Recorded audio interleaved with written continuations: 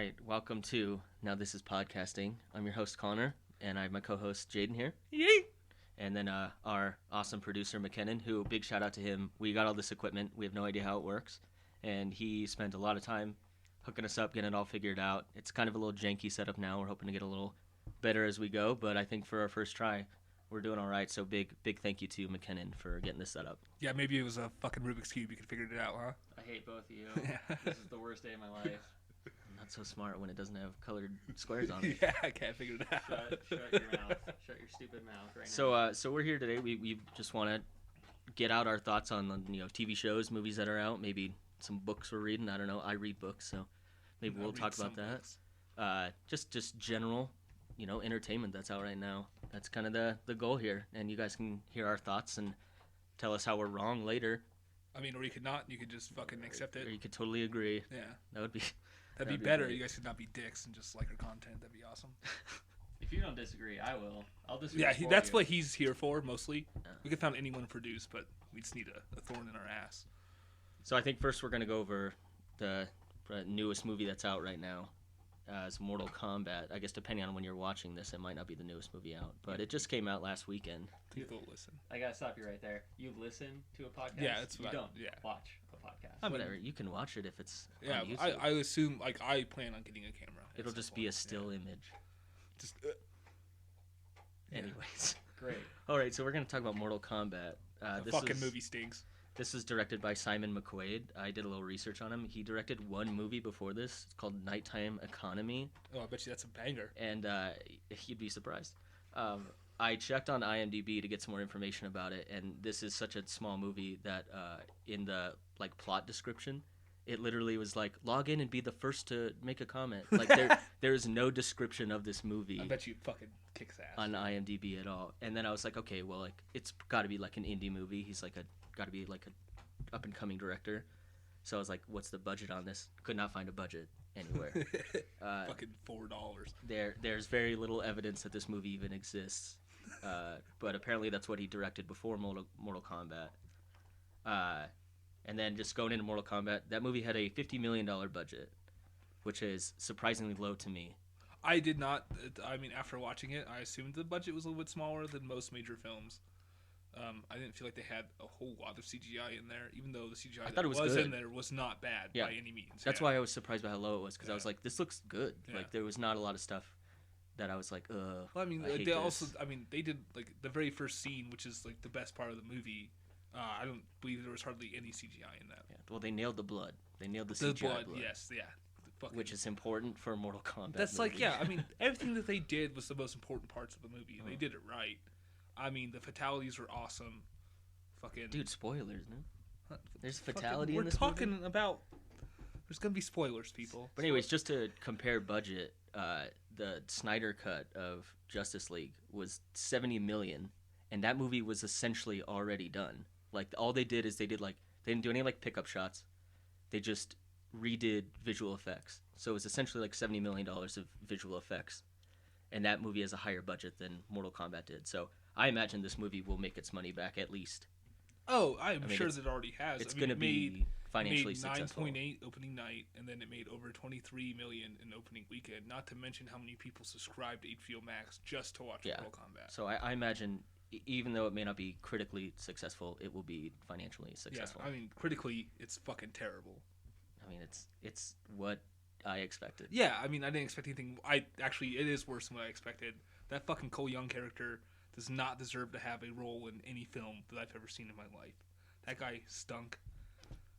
He's a created character for the movie from what I understand. Yeah, he is. He's not in any of the games. He's not a video game character. They have fucking 80 characters to pick from. Why do they have to make a new one who's awful? He wasn't even a good cage fighter. That's what kind of cracked me up. Yeah. So we'll get into that. But yeah, it did surprise me that they got to save characters for the second movie and the third movie and the fourth and the fifth. So all that you can't. I mean, unless you make the first movie a banger, you're not getting the second one. So, but like I said, could have done better. I think this is going to be financially successful enough that they are going to make another one. I'm sure. I absolutely believe it. Yeah. And they don't even. Well, we'll get into that later. It's set up for another movie for sure. Yeah, I mean, the ending is completely just fucking softball pitch for another movie. So if we get into the actual movie, so when it opens, it, you know, you have your main character. I don't even know that he's the main character. It's set in like the past, and he's out gardening with his family or something, and then bad guys show up, and your main character's family gets killed. And all I could think of, I was like, this is like that X-Men movie with Magneto or whatever. Yeah, that's all I could think about. I was like, this is like exact. Does that not happen to Magneto multiple times? That shows how little I care about the X-Men movies. I don't even know which one it is. I'm like, oh yeah, that one thing happened in that one X-Men movie. That's all I could. think it's definitely Apocalypse. That's the movie. Apocalypse. Yeah, and that movie sucks too. Which I don't even know that I finished that one because it's like, oh god, it's very bad. Which is terrible. I'm a huge Oscar Isaac fan too. Literally about to say that. Yeah, he's so good. Awful in that movie. I'm sure he did as he was directed, but yeah, I mean, with 80 pounds of prosthetic on. Oh, his fucking face. I didn't even know it was him. Yeah, you have no idea it's Oscar Isaac if you didn't. I'm excited to see him play Moon Knight. Yeah. That's gonna be cool. Man. Moon Knight. Okay, yeah. But yeah, so that's how it opens up, you know, and then you jump forward in time, and that's when you get to your real. It's like 400 years, isn't it? Yeah, that's when you get your real main character, Cole.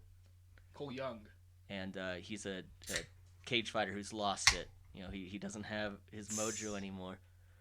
But he still loves his daughter, who tells him to uppercut. Okay, dude, what is that movie with Jake Gyllenhaal who plays a boxer? I don't know, but I know what you're But like, I don't and I feel like there's other movies who do this. There's like this trope where it's like, oh, I'm a fighter, and like, but my daughter's always there to like clean me up after. Like Cinderella Man, like it's just like basically every boxing movie.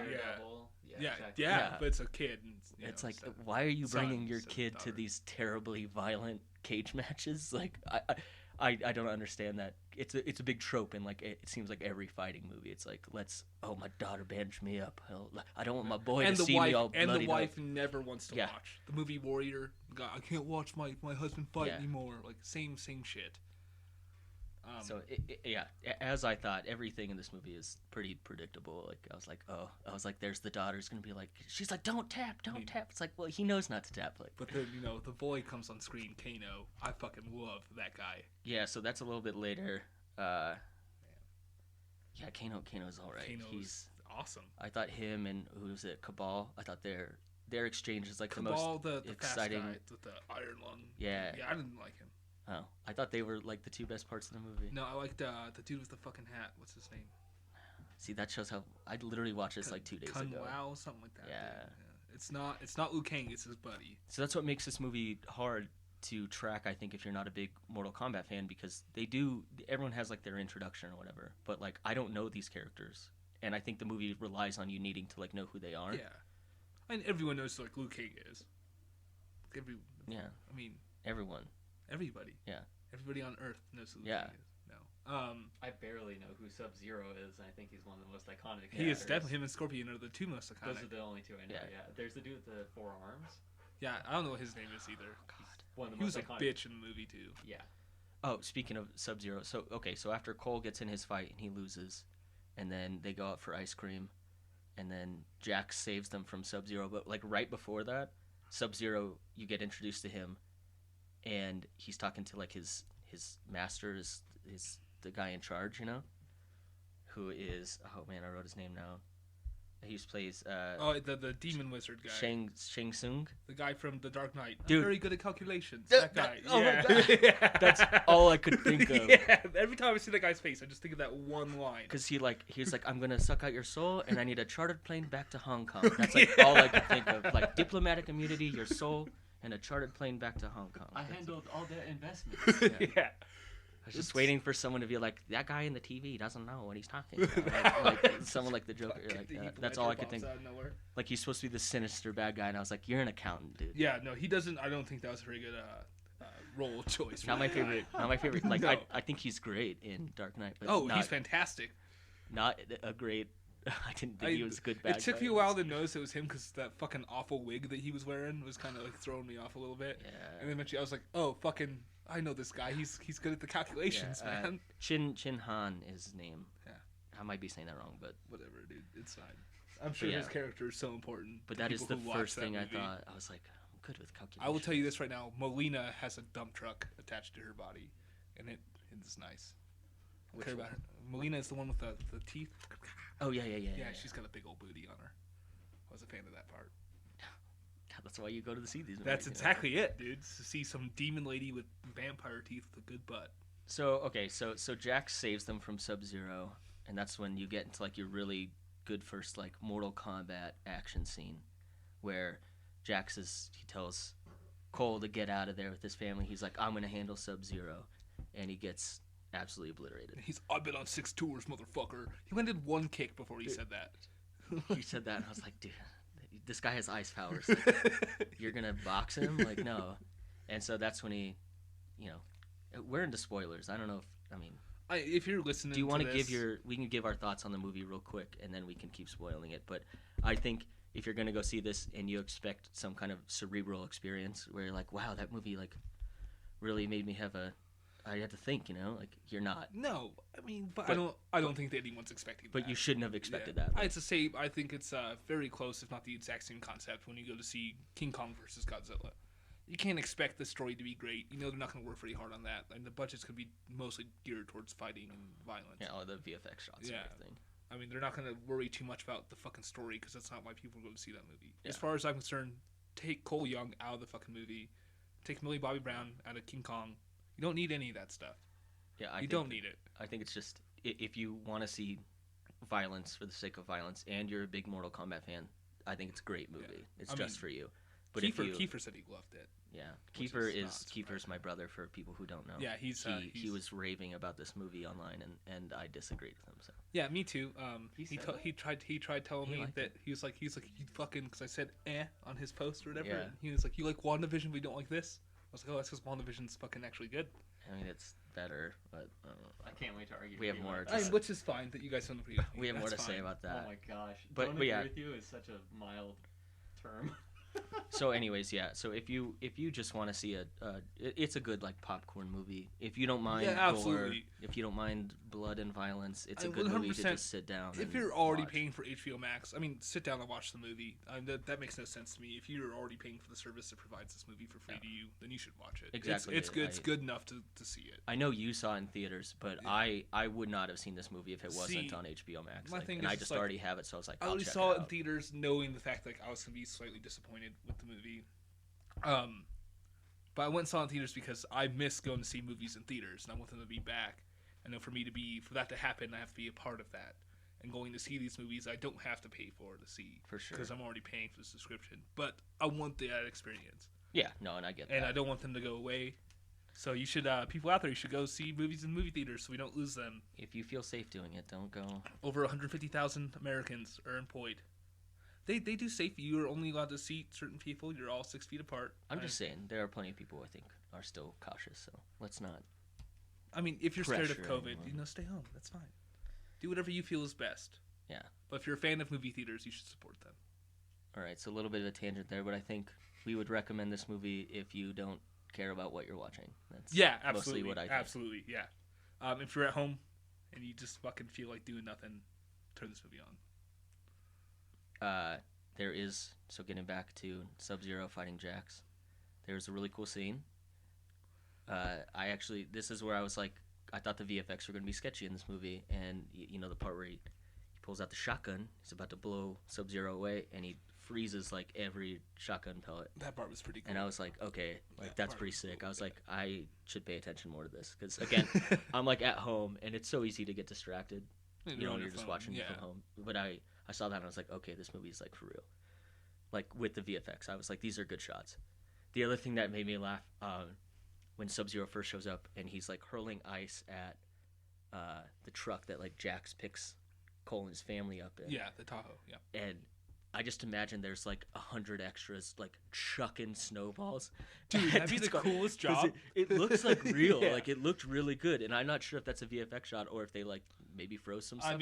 But like there, it'd probably be less expensive to throw actual snow, would it not? But I was like, dang, that looks really good. And I just imagine just extras or like just like staff or like crew or just like hawking these things at the truck. I was awesome. like, this. I really hope that's what happened. I was like, in my heart, like I hope that is real. But then you get to the fight where Jax gets his, because I know from the game he's got metal arms, and in the movie it starts out he's got regular guy arms. He looks just like Steve Harvey, like a young Jack Steve Harvey. Yeah, just the mustache and the fact that I thought you were saying Steve Rogers for some reason. He does not look like Captain America. Steve Harvey, who's that? Yeah, the host of fucking Family Feud, McKinnon. Whatever. So he gets his arms frozen off, pretty brutal. Again, really well done shot. I was like, I thought that part. I was really shocked by how well those. You did see like his like bones sticking out and stuff, which is cool. And so he falls down this like building that's in construction, and which he should be dead after that fall. That's the end of Jax, you think?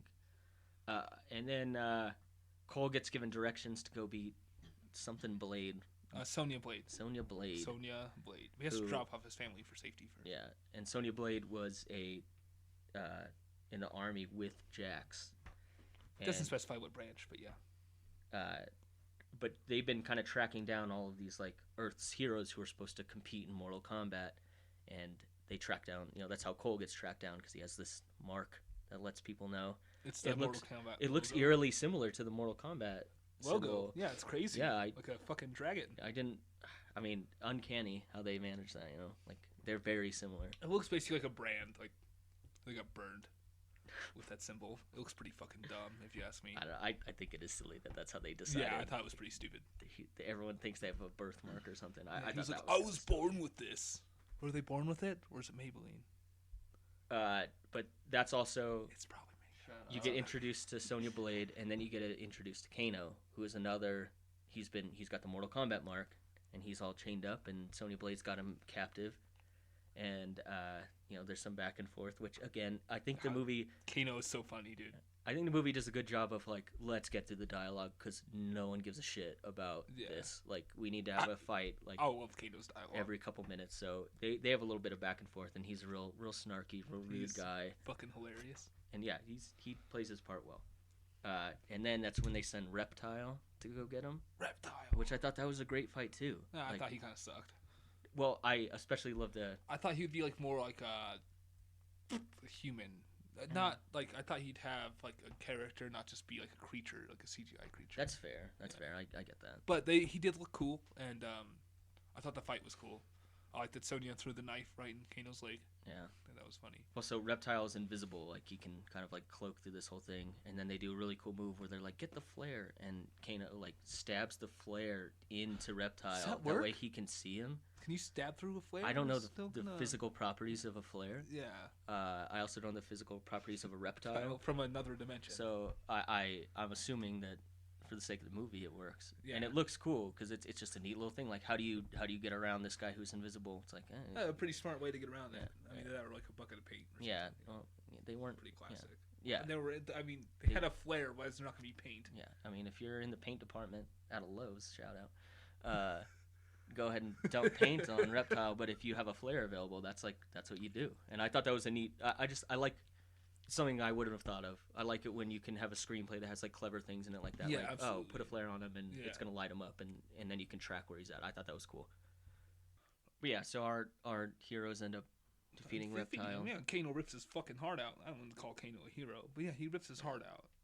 They make such a big deal. I don't know. Does Kano have a big scar on his face in Mortal He has Kombat? like a fucking robot eye. Like his eye is like a robot eye that shoots laser beams. Okay, I'm just saying he makes. And he has like a massive scar where it was like replaced. So I'm assuming that there's a lot of like fan service I missed on this because I just don't know Mortal Kombat is a game. I mean, we're more Soul Calibur. Soul Calibur. Yeah, that's it. Yeah. I was more of a fucking Darth Vader in the game. Yeah. But he gets this scar on his face, and he's just going on and on about it. He's like, "Oh, I bet you wish you had a scar. Like, don't you wish you had a mark like this?" And he's just going on about it. And I was like, "That's got to be like a game thing, right?" Like, so I don't know. It was, I think fan service stuff in movies gets tired sometimes. So it was nice to watch a movie that I didn't know anything about and be like, "Oh, like that's just. I guess he has a scar now," and I didn't have to like equate that to something that's in a game. Yeah. So that was, I guess, one nice thing about this movie and like not really knowing anything about it. But after that they need to go to a temple to train to become Raiden's temple. Earth's greatest warriors against against the Netherworld, the Outworld. Yeah. Cuz that's who they're going to have Mortal Kombat against. Yeah, cuz they've won 9 tournaments in a row. Won 9, and if they get 10 then So for some reason they need to cheat on this one. Yeah. Well, but doesn't Shang Tsung say, he's like, we've never played fair. Like, he's like, we've always been. I just like they really lay it on thick. Like, remember, we're bad. We're pieces of shit. Yeah, we're the bad guys. Remember? Don't forget. Yeah, we're bad, and we cheated all the time. So they let you know, in case you couldn't tell by the sinister outfits and attitudes of the characters. And the fact that guy only plays bad guys in every movie that he's in. It's just a quick reminder that they're bad guys. Yeah. They let you know all the time. Sub-Zero was awesome. And so they get into a desert, and then they're still looking for this temple, and that's when they meet Liu Kang.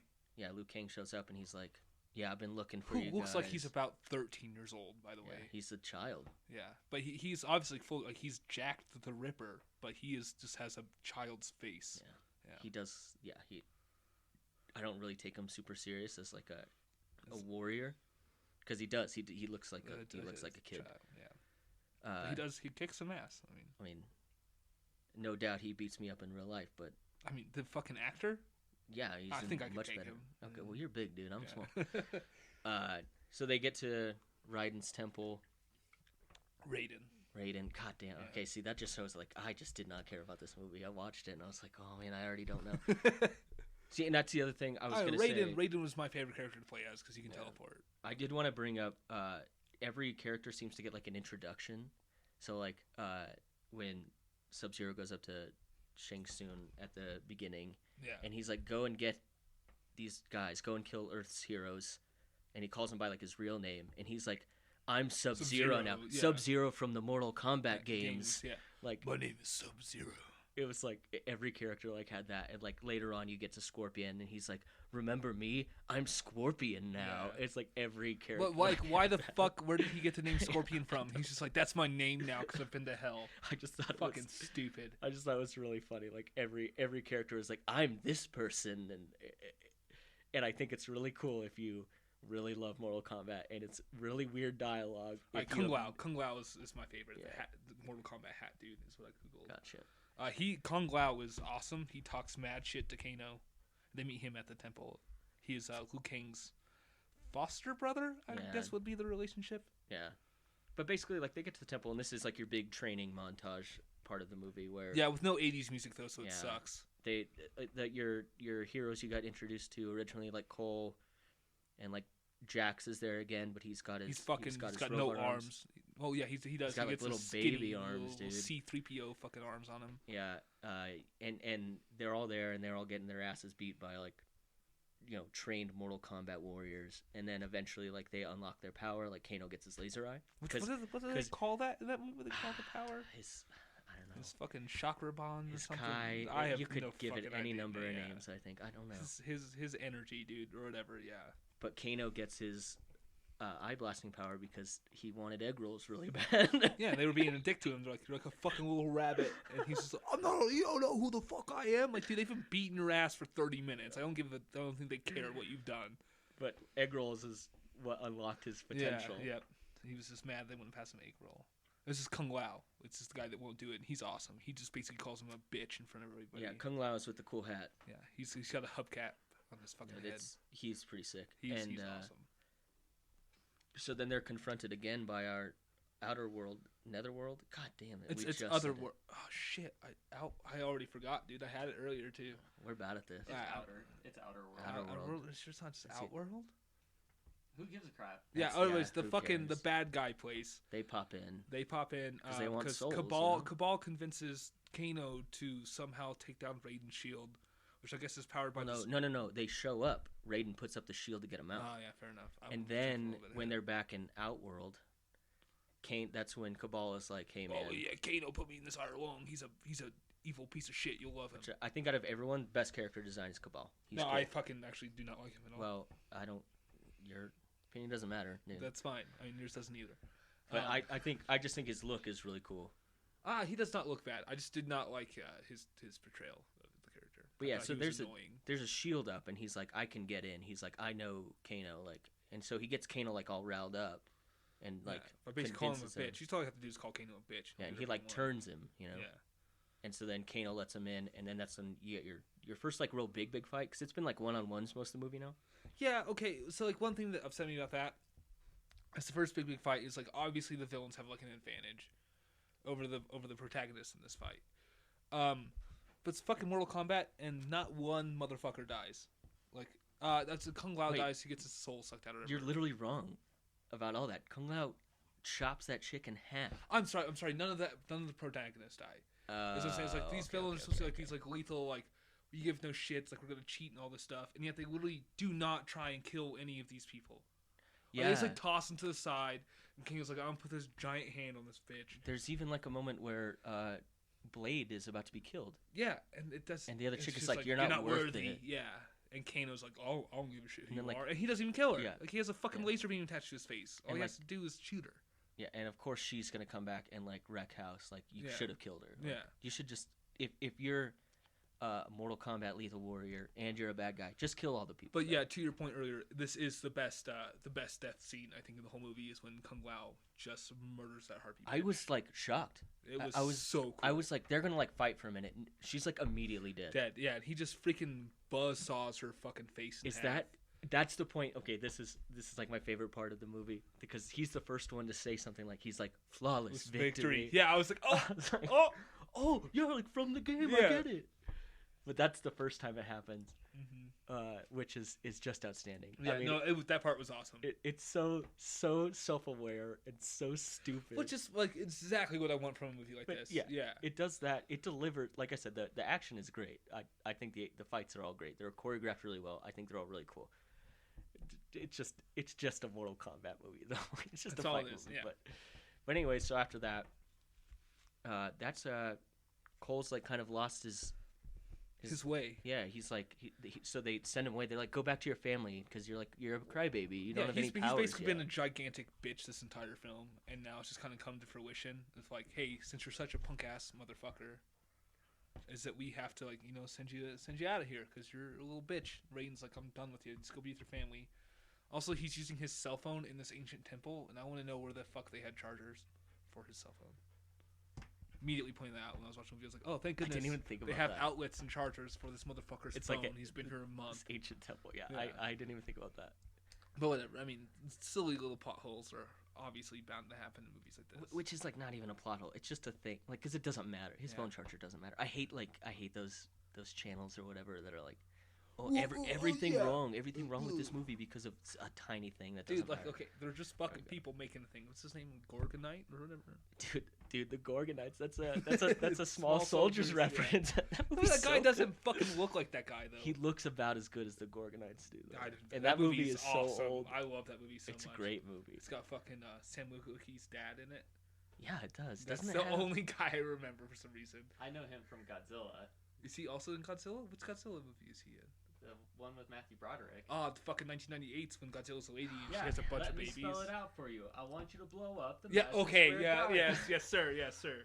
He is actually very good in that. I'm a big fan of him in almost any movie he's in. So then Cole gets back to his family, and that's when Goro shows up. They're in this dope-ass cabin, which I can't believe he affords on some shitty fighter salary. And he admits, he's like, I'm not the fighter I used to be. Like, he admits that he's like cabin's bitching. Like, it's really tight. It's obviously like not their first home. Yeah. It's just like, this is pissing me off a little bit. So I just start cage fighting. And and I think it's good they put Goro in this movie because he's if you don't really get Mortal Kombat, you're like, ooh, like big bad guy, and you recognize him, so he's got to be in the movie. Oh, look at this pale forearmed Hulk. Yeah, and they fight, and I thought they had a good.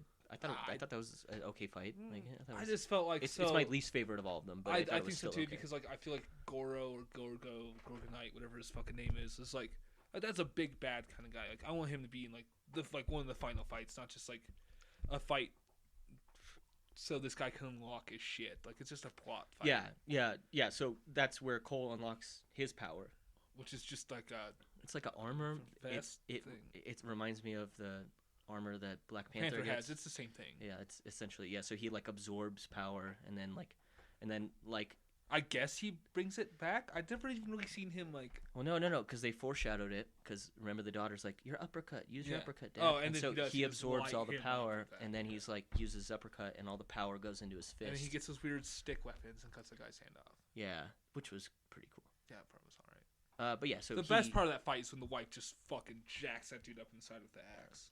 Yeah. So he handles Goro, and then he realizes like, oh, I am like powerful. And it turns out that was Raiden's plan. Yeah, all along. Yeah. And isn't this the part where he's told that he's a descendant of Scorpion? I think he had already. Or did he already know that? I think he had known when he was like kicking him out. Okay, so he finds out because he gave him the fucking weapon. Right, yeah. right. So it's he knows that tool. he's he's like a rake. So he knows that he's a descendant, and that's why he is in Mortal Kombat. Like that's why he was chosen, you know. Yeah, he's like, I'm an orphan from Chicago. No, you're not, dude. You don't even know who you are. Yeah, and then you get the background that like, because from the first scene, like, you think the whole family's dead. They put a fucking baby in floorboards. But they hide the baby, and the baby gets saved, and then like Cole is a descendant of the baby that was saved in like the so like how did fucking scene. So if Raiden grabs that baby, raises it in his temple, how does somehow down the line they end up in where Chicago? Did he lose? Yeah, where did he lose them? Why did they get in Chicago? Yeah, that's a good point. Like where he was like, all right, like. Why wouldn't you just hold on to that? Like, it's so precious. Like, he's making such a big deal about the whole movie. He's like, let's let you guys do it. Fuck you. I imagine he's like, all right, you're 18. You have to pay rent if you want to stay here. And she's like, fuck that. There's no fucking jobs in the middle of the desert, you jackass. How am I supposed to pay rent? So she moves out. That's what I think. She got the ultimatum by her parents. Like, fucking and that's 1712. She's like, I'm fucking out of here. And then she, you know, her family eventually ends up in Chicago, and that's where Cole becomes an orphan. But that's such a good point because he makes a big deal about saving this child. Yeah. And it's like, how'd you lose the rest of the family after that? Bloodline is so important. Fucking an orphan in Chicago, like one of the shittiest places in America. Dude, you better hope we don't have a lot of Chicago listeners. Fuck your city, dude. Bears suck. I had a question for you guys. Yeah. If I can. What's up, Skeet? So I haven't seen this movie. I don't know very much about it. Yeah, we're ruining it all for him right now. But I listened to a couple of reviews for the movie, and one of the concerns that was brought up to me from one of the reviewers was that some of the fights, it doesn't really feel like there's any tension because while the fight's going on, it doesn't really feel like anyone's in danger. It does not feel like the protagonists are in danger. So if you can't really hear, McKen said that he had read that it seems like there's not a lot of tension in the fights because like no one's really in danger and like there's not a lot of stakes in the fight. Well, not just that. Here, let me do this. The action isn't super brutal until the finishing move. It is not either. And you're right on that. The fact of the matter is the fucking fighting could have been better. The fatalities were fucking awesome. Like, don't get that wrong. But yeah, the whole lead up to it is very cheesy. You never feel like the protagonists are in any trouble. Because even before they get their fucking chakras, or whatever their powers are called, like they get their asses beat by these bad guys, and bad guys don't kill them for whatever reason. Makes no sense. Yeah. So you don't feel like they're in any danger throughout the whole film. Which, like, this is a Mortal Kombat movie. Like, they should be dead. They have to, if they're gonna nail one thing, it has to be the fatalities. Exactly. I don't know a thing about these games, but I've definitely heard about the fatalities. I know that's a big part of them. Yeah, I mean that's Mortal Kombat's side. That's their fans. Like that's what they want the most is the fatalities. And like the fatalities were awesome. The ones they used. I mean Kung Lao's was fucking. I'd watch that 1,000 times and still be happy. I mean that was sweet. Jax was pretty cool too when he just fucking smacks that dude's face. But again, like this isn't it's not a movie that you really.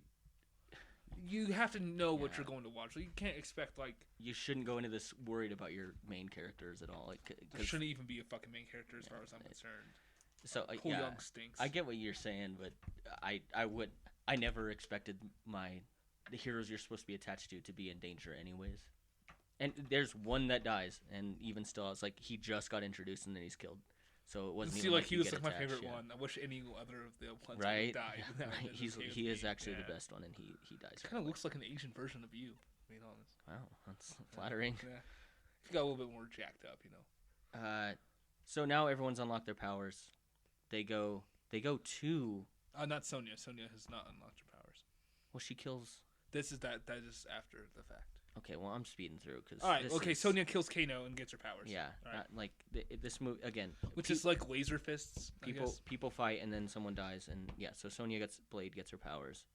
And then by the end of it, they are singling out each bad guy. Yeah, they have like these one-on-ones. Yeah, because like Melina fights Cole Young, who Cole can't even beat fucking Melina, so Sonya has to come and save his ass. Yeah, he gets helped. Like, everyone else, like literally, that dude loses every fight that he fights in the whole fucking movie. Like, not he doesn't win one single fight. Yeah. But he's the main character. And I get it. You kind of want your protagonist to be like relatable, and everyone's had a tough time, and you want to be like rooting for this guy, but like this. I fucking wasn't rooting for him the whole movie. I was hoping he'd die from the immediate. Sucks. Yeah. I was hoping he would die in the cage fight in the first 15 minutes of the movie. Well, he beats Goro. Yeah, but okay. His beats Goro because his wife hits him in the side of the fucking axe. Yeah. I'm just saying, Cole's not my favorite. No, he could be not in the movie and it'd be fine. Yeah, then end fight comes, which is Cole gets singled out by Sub-Zero because he kidnaps his family. Oh, no, you forgot about the part where someone says fatality. Oh, that's the Liu Kang. Liu Kang is fighting Cabal, and he has a problem with Cabal's speed because Cabal's super fast, and for some reason they're next to like a bat of liquid asphalt, and Cabal gets stuck in it. So Kung Lao, actually, all right. I love how he gets stuck and he's like, "What the hell?" One of my favorite parts of the entire movie is actually when Kano and Liu Kang are training, and Liu Kang keeps doing the fucking move where he keeps knocking him on his ass, because people do that in that game. Like, people constantly do that game, and it's so fucking annoying. That's actually really funny. And it's actually, like, that's my favorite part of the movie. And, so that part was awesome. It's like, that's the only fucking move you know. Like, people say that to you when you're just constantly using that. And, like, because I always play as Raiden, and I just teleport the whole time. People are like, that's all you do. I'm like, yeah, but I fucking win and eat a dick. Yeah, I kind of was hoping that during the training montage, when, like, the new people who don't know what they're doing... Yeah. If they would just show them like jumping randomly and like just doing kicks and stuff to the air, like button mashing. I was like, that would have been great. Awesome. That would have been great. I mean, yeah, and the whole movie, like when you're going on about Liu Kang finally saying fatality. Another thing was like his fucking bicycle kicks was one thing I was super looking forward to, and they finally used it, and it was awesome when they used him against Cabal. Yeah, so he lands in the vat of melted asphalt for some fucking reason. And he's like. What he's like fatality. Fatality for Kung Lao. Yeah. It's so cheesy, but also awesome. I just wish that they like when they were throwing punches or kicks, they were like X square. There was a combo in the background of one scene you saw written on the walls. It said it said left right square triangle or whatever, which was actually pretty cool. But yeah, I mean, and then they ended up beating each individual bad guy. Melina rips her face open, which was actually a really cool scene. And then Sub-Zero cons Cole into fighting him one-on-one, which they were all going to gang up against Sub-Zero, I guess, because they're all scared because they're pussies. And it ties in because it's back in the cage where he lost at the beginning of the movie. Yeah, which was fucking dumb. So we're going like full circle now, and it's like, okay, he's gonna win this. You're gonna see your hero finally rise up and succeed in the same cage that he failed in earlier. All right, so basically this fucking doofus Cole Young is just punching his frozen wife and child, trying to break ice off of them. Because Sub-Zero freezes his family. Yeah, while Sub-Zero is like fighting him, and like it's not working very well because this guy's a fucking idiot. And then out of nowhere pops up the boy of boys, Scorpion. And he says his line that everyone knew was gonna happen. Get over here! Which fucking was actually pretty fucking lame, if I'm not gonna lie. Yeah, I thought it would be used in a much better use. I thought they were gonna like make up. He was gonna like hug him, like get over here. I forgive you. Get over here. We're friends now. They were gonna hug it out. That was the end of the movie. They became friends, and now Sub-Zero and Scorpion work together. That would be, dude, and they do like a buddy cop duo. Yeah, show exactly. Yeah, that's what I want. Basically Lethal Weapon. But they murder. Yeah, everyone. Yeah, they are the Lethal Weapons. Which they have a good fight. It's all right. It's all right. I liked it. I do like when Sub-Zero uses his frozen blood fatality on him. Oh yeah. I thought you were gonna be like, I like it when Sub-Zero uses ice. I was like, yeah, duh. Like that's like all he uses. I like it when he's cold. I like when he uses the powers his character is based off of. Yeah, you find out that Scorpion's been in hell this whole time. Yeah. And for some reason, his name is Scorpion. There's no. Yeah, he's the last character to get his cool introduction where he's like, "Remember this face?" He's like, "I'm Scorpion now." It's like, okay, thank you. Like, so his first fight scene in the beginning of the movie was awesome. It was good. It was a good opening. Yeah. But yeah, I thought it was a little weak. Cole Young sucked in the whole scene. Once again, he just could not have been there and been fine. He's literally the character you're supposed to relate to the most. And I hate him so much. And he's my least favorite character in the whole show. Him and Sonya both suck. Actually, I could do without Sonya too. Oh, we forgot to say Jax gets his big arms. Yeah, they unlock their powers, and Jax's powers is his big arms. His big arms. Yeah, and Sonya gets laser beam arms. I already stated that. Yeah. A lot of arms in this movie. Yeah, there's arms. Almost everyone has arms in it. Some people have Jax. four. Jax doesn't have arms. Some people have 4 arms in it. Yeah. Not your forearm, like 4 arms. You know. Four is in number, not in body part. A lot of arms. But yeah, the Sub-Zero Scorpion fight was kind of cool. I mean, obviously that was what was building up the whole movie. That's what everyone wanted to see because those are the 2 main characters of video games. But yeah, it kind of fucking stunk. They don't even do Mortal Kombat. They don't. They don't even do the tournament. They don't even do the tournament. They don't even do Mortal Kombat. That part, I wasn't super bugged with. I mean, it did. There was a part of me that was a little upset, but I understand they're trying to set up sequels. And also, the biggest thing is I really want to see Johnny Cage, man. He's the guy I play with most. Which they set up. They set him up. Because I just got like a poster. Punch people in the dick. It is so funny. I bet they definitely put that in the next movie. I just hope it's Chris Evans that plays him. Which I know it won't be because it's way too big of an actor to be in this shitty movie. That's the other thing. There's no one in this movie. The most famous guy is fucking. He's Dark. Very good at calculations. Most famous guy is the accountant from Dark Knight. I know the dude who plays Scorpion is in Endgame and a couple other movies, but but I mean never a major role. But that's kind of I think helps. Basically, all they need was Samuel Jackson to play fucking Raiden, and it would have been fine. That's why the budget is so low because it's a lot of people who are they all. I mean, for the movie they were in, I thought everyone did okay. There was the fucking dude who played Kung Lao killed it, man. Oh, he was a cocky douche. And I loved everything about him, and the guy who played Kano, I thought did a pretty good job. I wasn't expecting Oscar-winning performances, no. and I didn't get that, and that's fine. And the chick who plays Melina's got an absolute dump truck.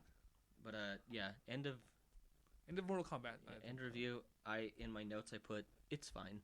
I'd say it's fine. I'd give it out of 10 and a score of 10. I'd give it 5.5. It's if you just don't expect too much. I mean, know what you're gonna fucking watch. I mean, nothing better to do. This is not if you're a Mortal Kombat fan, absolutely watch the movie. You'll probably enjoy it more than I did. I'm not gonna recommend this to my mom, but could you imagine? Your fucking mom would love it, dude. Yeah, she would be like. She's oh my goodness, all this swearing and violence. Those are my favorite. I love things. that. What a great recommendation. But yeah, so that's all we have for Mortal Kombat. I think next. Yeah, I'd say next. Yeah. Say the movie kind of stunk. Next. All right, so next on the docket we got a brand new Disney content, Marvel content just came out over the past 6 weeks. Falcon Winter Soldier. For those who don't know me, I'm a massive Marvel Captain America fan. So yeah, we're gonna give that a deep review. Just to let you guys know, I might be a little bit biased in my opinions on this because I am such a huge Marvel fan. No, and I don't even think that's a problem. People are allowed to love things. You're allowed to just really like Marvel, and that doesn't mean that you can't be critical of things. I know you probably have problems with this show, but I have issues with everything that comes out. But there's nothing wrong with love in it. You don't. Well, I mean, I feel like this. I mean, shows that are made by everything that's made by Marvel content now is not made for someone who hasn't seen the shit that's come out. It is all based off of, hey, this has been going on for 13 years now. If you don't fucking know what's going on, that's your own problem. That's true. If you have no context on WandaVision or then don't watch it because you're not gonna get it. It's gonna be awful for you. It makes no sense. Yeah. I remember I sent my mom a little spreadsheet of this is the order you need to watch everything in. Yeah. And that way you can be caught up because she wanted to see Did Infinity War. Chronological, you went Cap first. I think I sent her chronological. So I'm always a fan of what movie comes out first. I'm Iron Man 2. But anyways, we're on to Falcon Winter Soldier now. Banger. Yeah, so we know Jaden's opinion.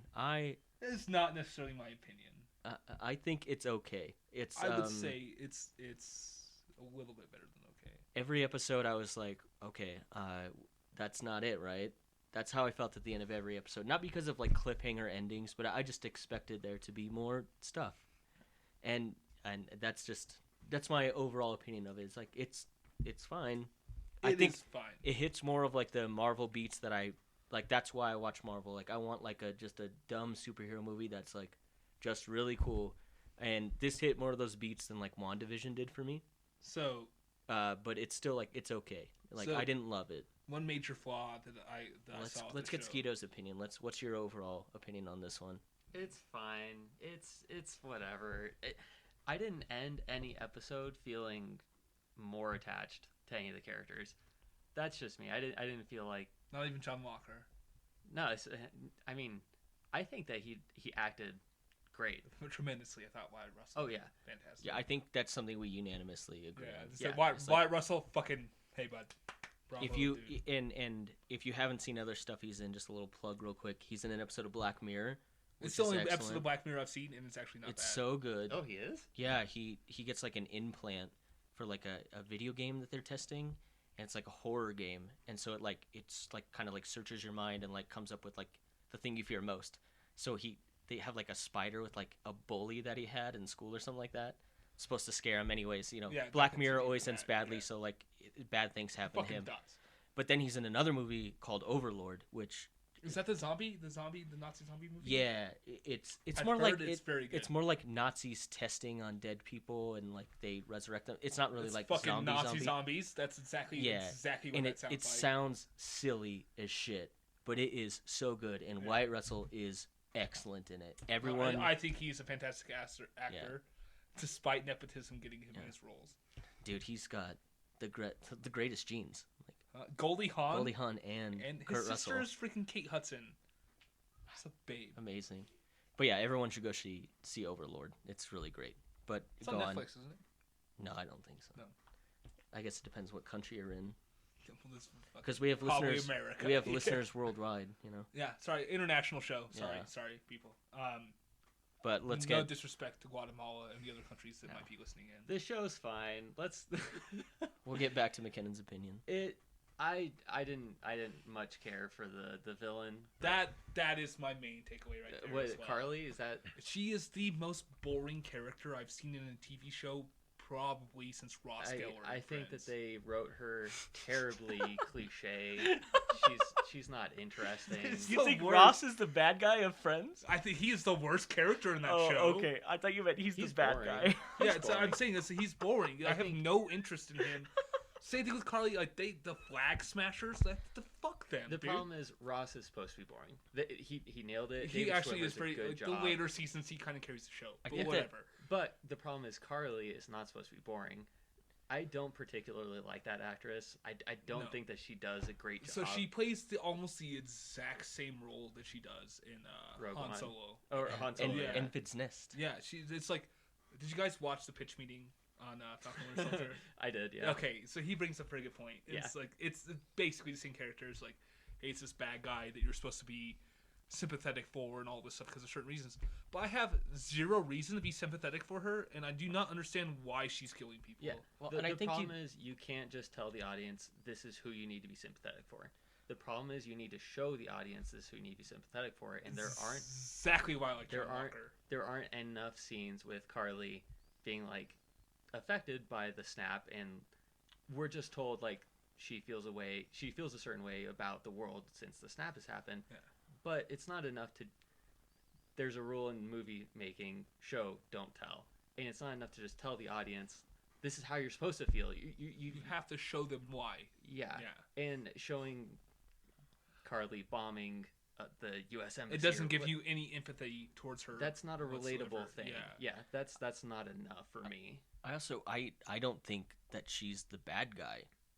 You think that John Walker's the bad guy? No, it's not like it's not black other and Marvel white. movies where it's like this is your villain. Like like Guardians of the Galaxy. It's very clear like who your villain is.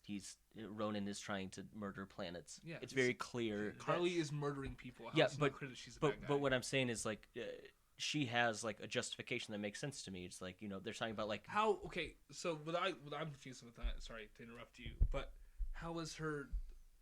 I understand where she's coming from, but how is her actions justified by that at all? What I'm saying is I don't think that she's not like your straight up bad guy. So when I was watching the show, I wasn't like, oh, there's our villain. Like, time to be mad at her and root for Captain America or Falcon or like that's what I'm saying. It's like when I watched it, I wasn't like, there's our clear cut bad guy. I think the show is pretty ambiguous on like who the bad guy is because like the power broker is like bad too, and and then you get a healthy dose of how the U.S. government and government in general is bad because they're trying to displace all these people. So it's true. I think the show, I think at the very least it did a good job of being like kind of like there's a lot of different views you can take on like what's bad, what's good. There's a lot of gray area in the show, which is exactly Sam's point at the end of the series. Yeah, so I that's why I didn't look at Carly as like, oh, she's bad, and I need to hate her, and she's just kind of boring is all. I thought there's very hardly any character development with her. She kind of drained the life out of every fucking scene that she was in, honestly. Her scenes were boring. They were awful. I think they could have done a lot less with her. She dove more into John Walker and Battlestar, who actually I was a huge fan of the Lamar Hoskins character. They did so many scenes of like everyone is so hyped about Flag Smashers. We have so much support. Everyone supports us. But they're like in sheds every scene that they have. Like every time they have dialogue, they're like in a basement. They're like everyone is stoked on us. Yeah. And I get that's why her scenes are draining because it's like nothing is happening. It's just them being like everyone loves this. We're great. We're going to get support everywhere. Yeah. And it's like McKinnon said, like, show don't tell. Like I didn't see anyone being like the scene at the very beginning when they have like the app that goes off and like everyone puts on masks. That was the first time and only time in the show I think that like it seemed like everyone, like just regular people were like behind them. Yeah. And I think the rest of the show they just hoped that everyone expected that everyone was behind them. That they had a lot of support. So I don't know. It would have gone a long way if they had supporters pop in now and again, and not just the 8 super soldiers that were terrorizing these countries. If there were people sympathizing now and again, and that would have made for an interesting dynamic with the government when these protests happen and stuff like that. That would have gone a long way to show the audience how they're supposed to feel about it, because that's something that's more relatable than terrorists terrorizing. Yeah, which they are fucking terrorists, by the way. I don't care what Sam Wilson says at the end of it. They're using violence to generate a political agenda. That's the definition of terrorism. Which is a big problem too, because it's clear that the movie makers or the show makers, they're trying to make you feel a certain way, and they want you to sympathize for the Carly character because when she dies, that's how it's framed. And he comes down like a fucking angel. He comes down like an angel holding her, and then there's a 5-minute speech about how her argument. It went on a little bit too long, by the way. I'm just saying that like it's clear that they show you emotions that they want you to elicit from these scenes, and it just didn't land for me because there wasn't enough emotional backing in the previous episodes. So like I know this is like kind of gonna sound like a little bit of an excuse here, but the same thing with WandaVision is that these showrunners, they know they have one season, a very limited amount of episodes to pack all of this story into, and I know it's like a movie gets 3 hours or whatever. They get multiple episodes, multiple like the huge runtime. Right, but it's a series. You don't have a whole lot of time to develop these characters or give them a proper end, and they have to do that within 6 episodes. So I think that's why a lot of the connection issues have problems, like with Carly or even with like Agatha Harkness in one. Like I didn't give a fucking shit about her character. Well, like then make it smaller. Like make it like I thought this was gonna be like buddy cop show, which where is it's like, what I wanted. By the way, like make the scale smaller. Like don't make it to where they're like stopping a big terrorist organization. Make it to where they're like stopping like a small mob group or something. It could have literally just been George St. Pierre as the villain the whole show. Yeah, like if I feel like you're right. They were trying to cram a big story into. They only have like 5-6 episodes. So like, that's one thing. So it's not just one story. It's not just like if it was just John Walker taking up the shield. If it was just the Flag Smashers. If it was just the Powers Broker. If it was just Sam. Sam deals or with just Sam, Baron Zemo, like who was awesome. By the way, my favorite. He was fantastic. My favorite part of the whole show. Sebastian Stan, and John Walker. They're so great. Sebastian Stan, I thought I want a Baron Zemo show so bad. Like I think that'd be great. Also thought like at the end they could have gave Sebastian Stan a lot more time with his closure with that old guy. That was a big problem I had with it. And that's so I think we've moved on from Carly. We know how we feel about her. Yeah, she was awful. Yeah. She was the worst. The thing that I saw about the Winter Soldier was like Falcon has a lot of scenes. He has the black super soldier, and there's that whole like race thing, and he has which is fine. I know a lot of people have issue with that. I have zero issue with that. That is a major thing that goes on in this country. It's a little on the nose from time to time, but it is. I'm fine with it. Yeah. And you gotta understand like that is something that's happening in today's society. Sure. And we're gonna profit off of it. That's capitalism's about, man. Yeah.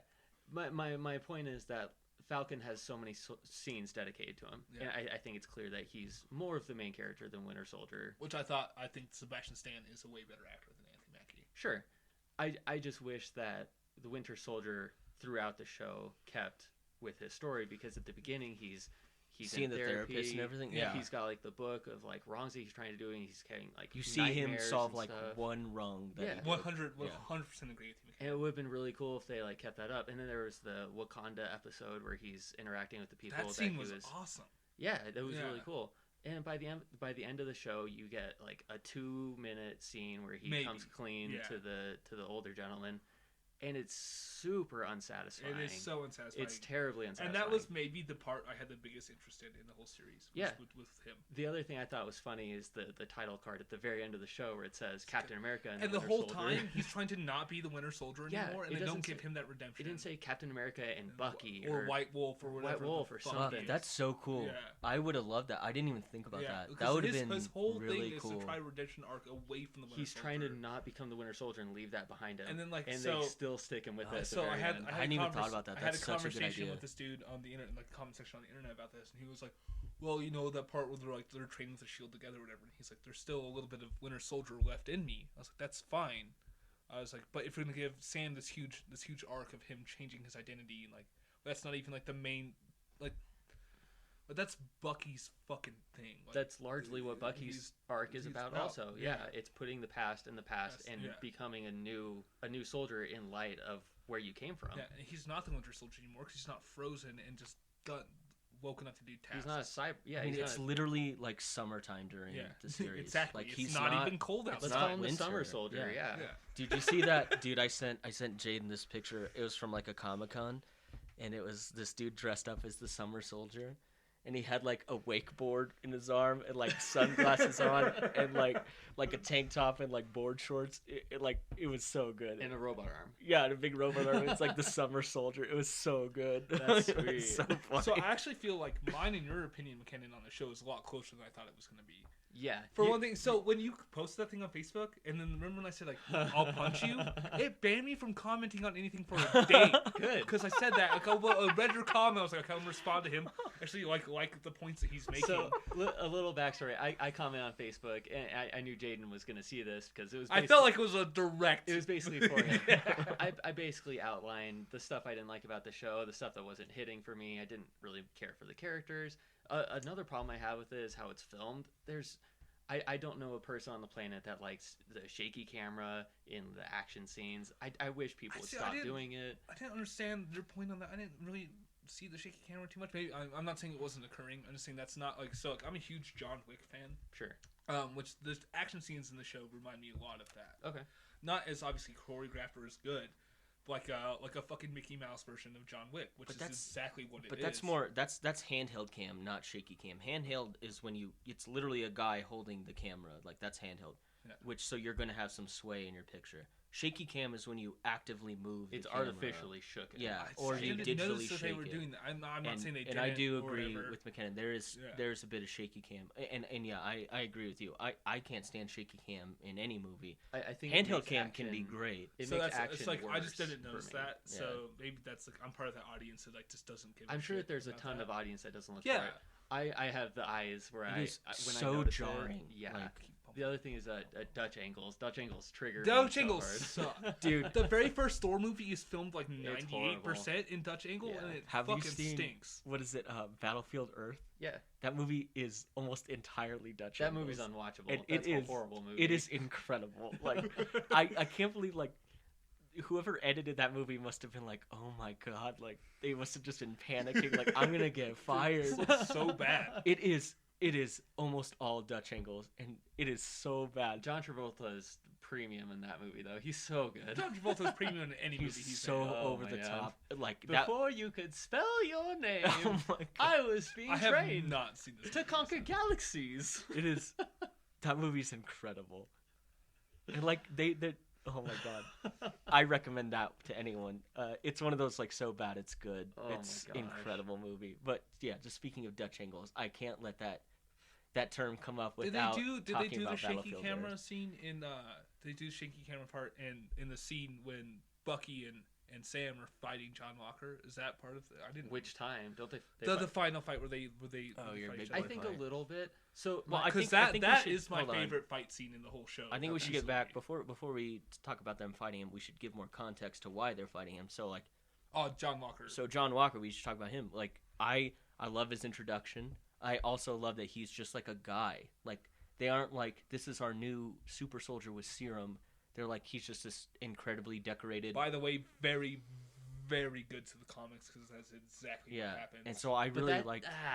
This is the thing that comes up with the movies. I don't think the comic. Sorry to interrupt.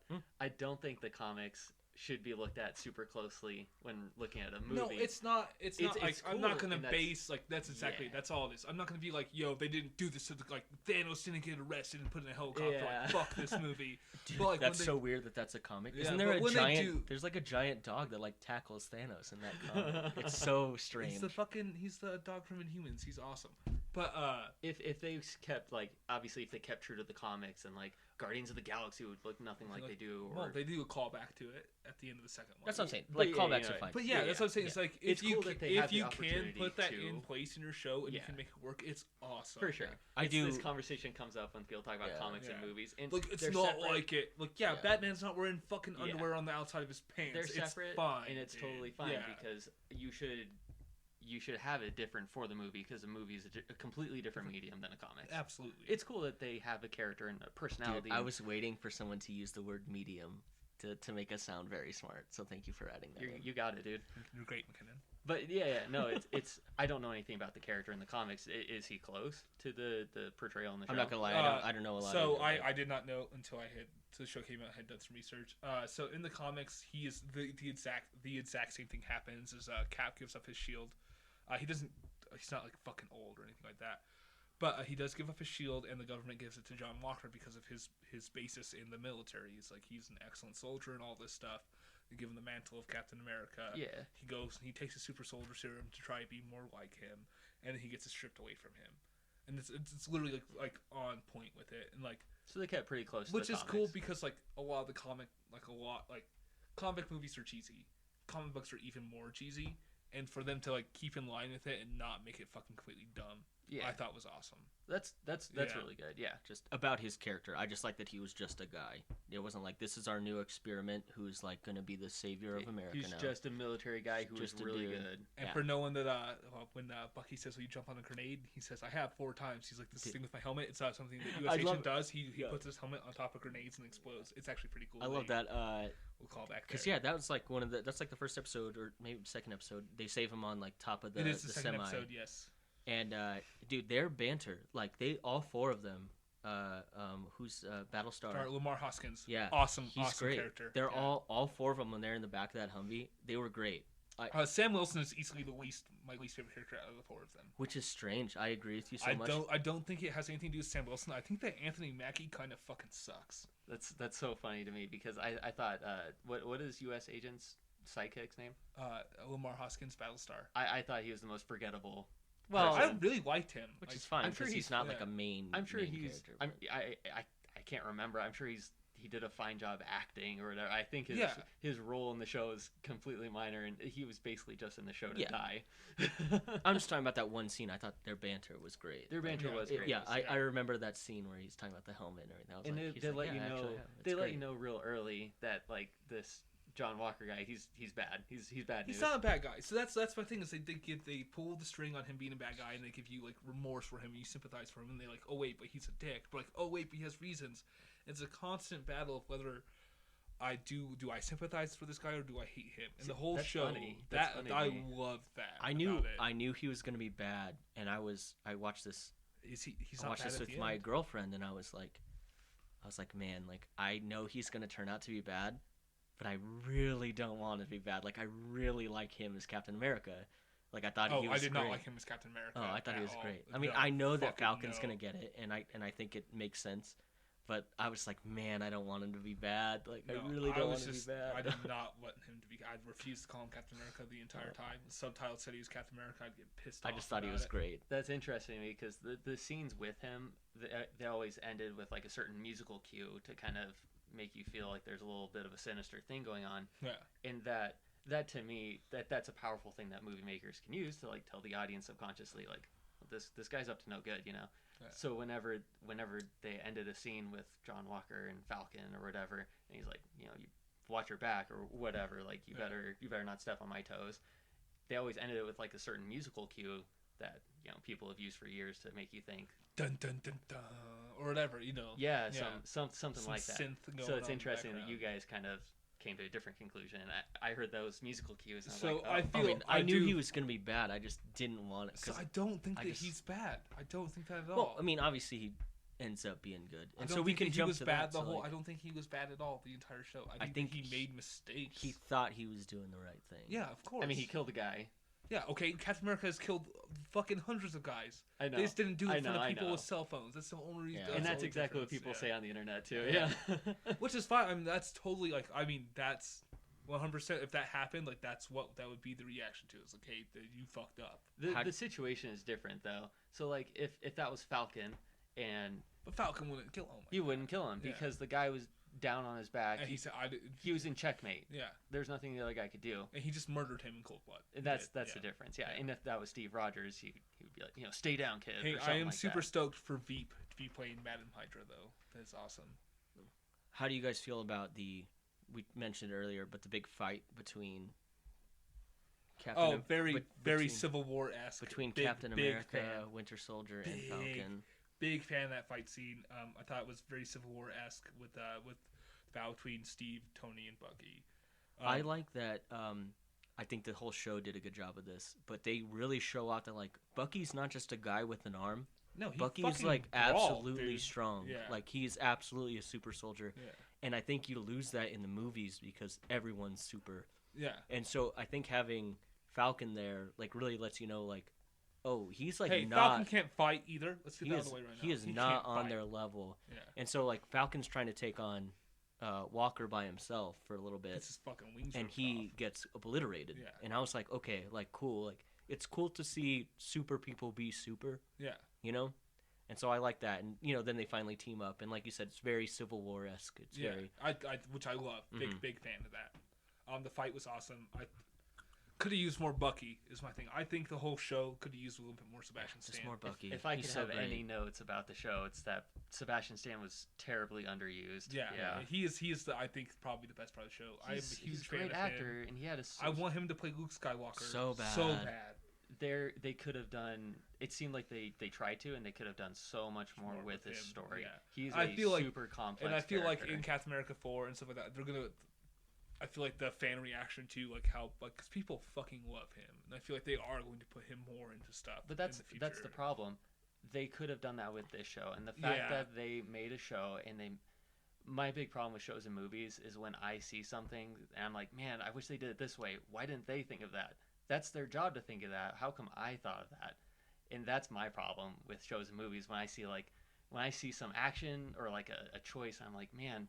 This would have been such a cool opportunity. Why did they only spend 2 minutes on Sebastian Stan at the end of the show? They built that up for 6 episodes. They built it up for fucking 3 movies before that. They spent 5 minutes on Falcon's speech. They couldn't split some of that time. Too much. Too much. Like at the beginning, I was like, okay, this is very cool. Before we get off, let's move on more. Let's finish up Walker. How we feel about him? That's true. We did catch up with him very quickly. What about So last episode he shows up. He's got a new shield made of tinfoil. Like it's nonsense. It's useless. Paper mache, fucking bullshit. And I kind of wish what I really wish is he would have just showed up with a gun because obviously they're setting him up to be U.S. agent. Who uses a gun? Who uses guns? He also uses a shield. Okay, you know more about that than I do. And people have talked about that online too. He makes the shield, and that's like the ending scene for the previous episode. Yeah, and they play it up, and that's a like big deal. That's the cliffhanger.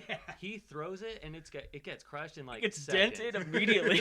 Like it's useless. No, it's not vibranium. This shield sucks. Yeah, it's absolutely useless. But they play it up like it's going to be a big visual object of the next episode or whatever. It's deleted right away. Yeah. Because I was thinking, I was like, oh, we're gonna have a big Cap v Cap fight where they both have shields and they're like gonna really battle it out. They don't. No. At all.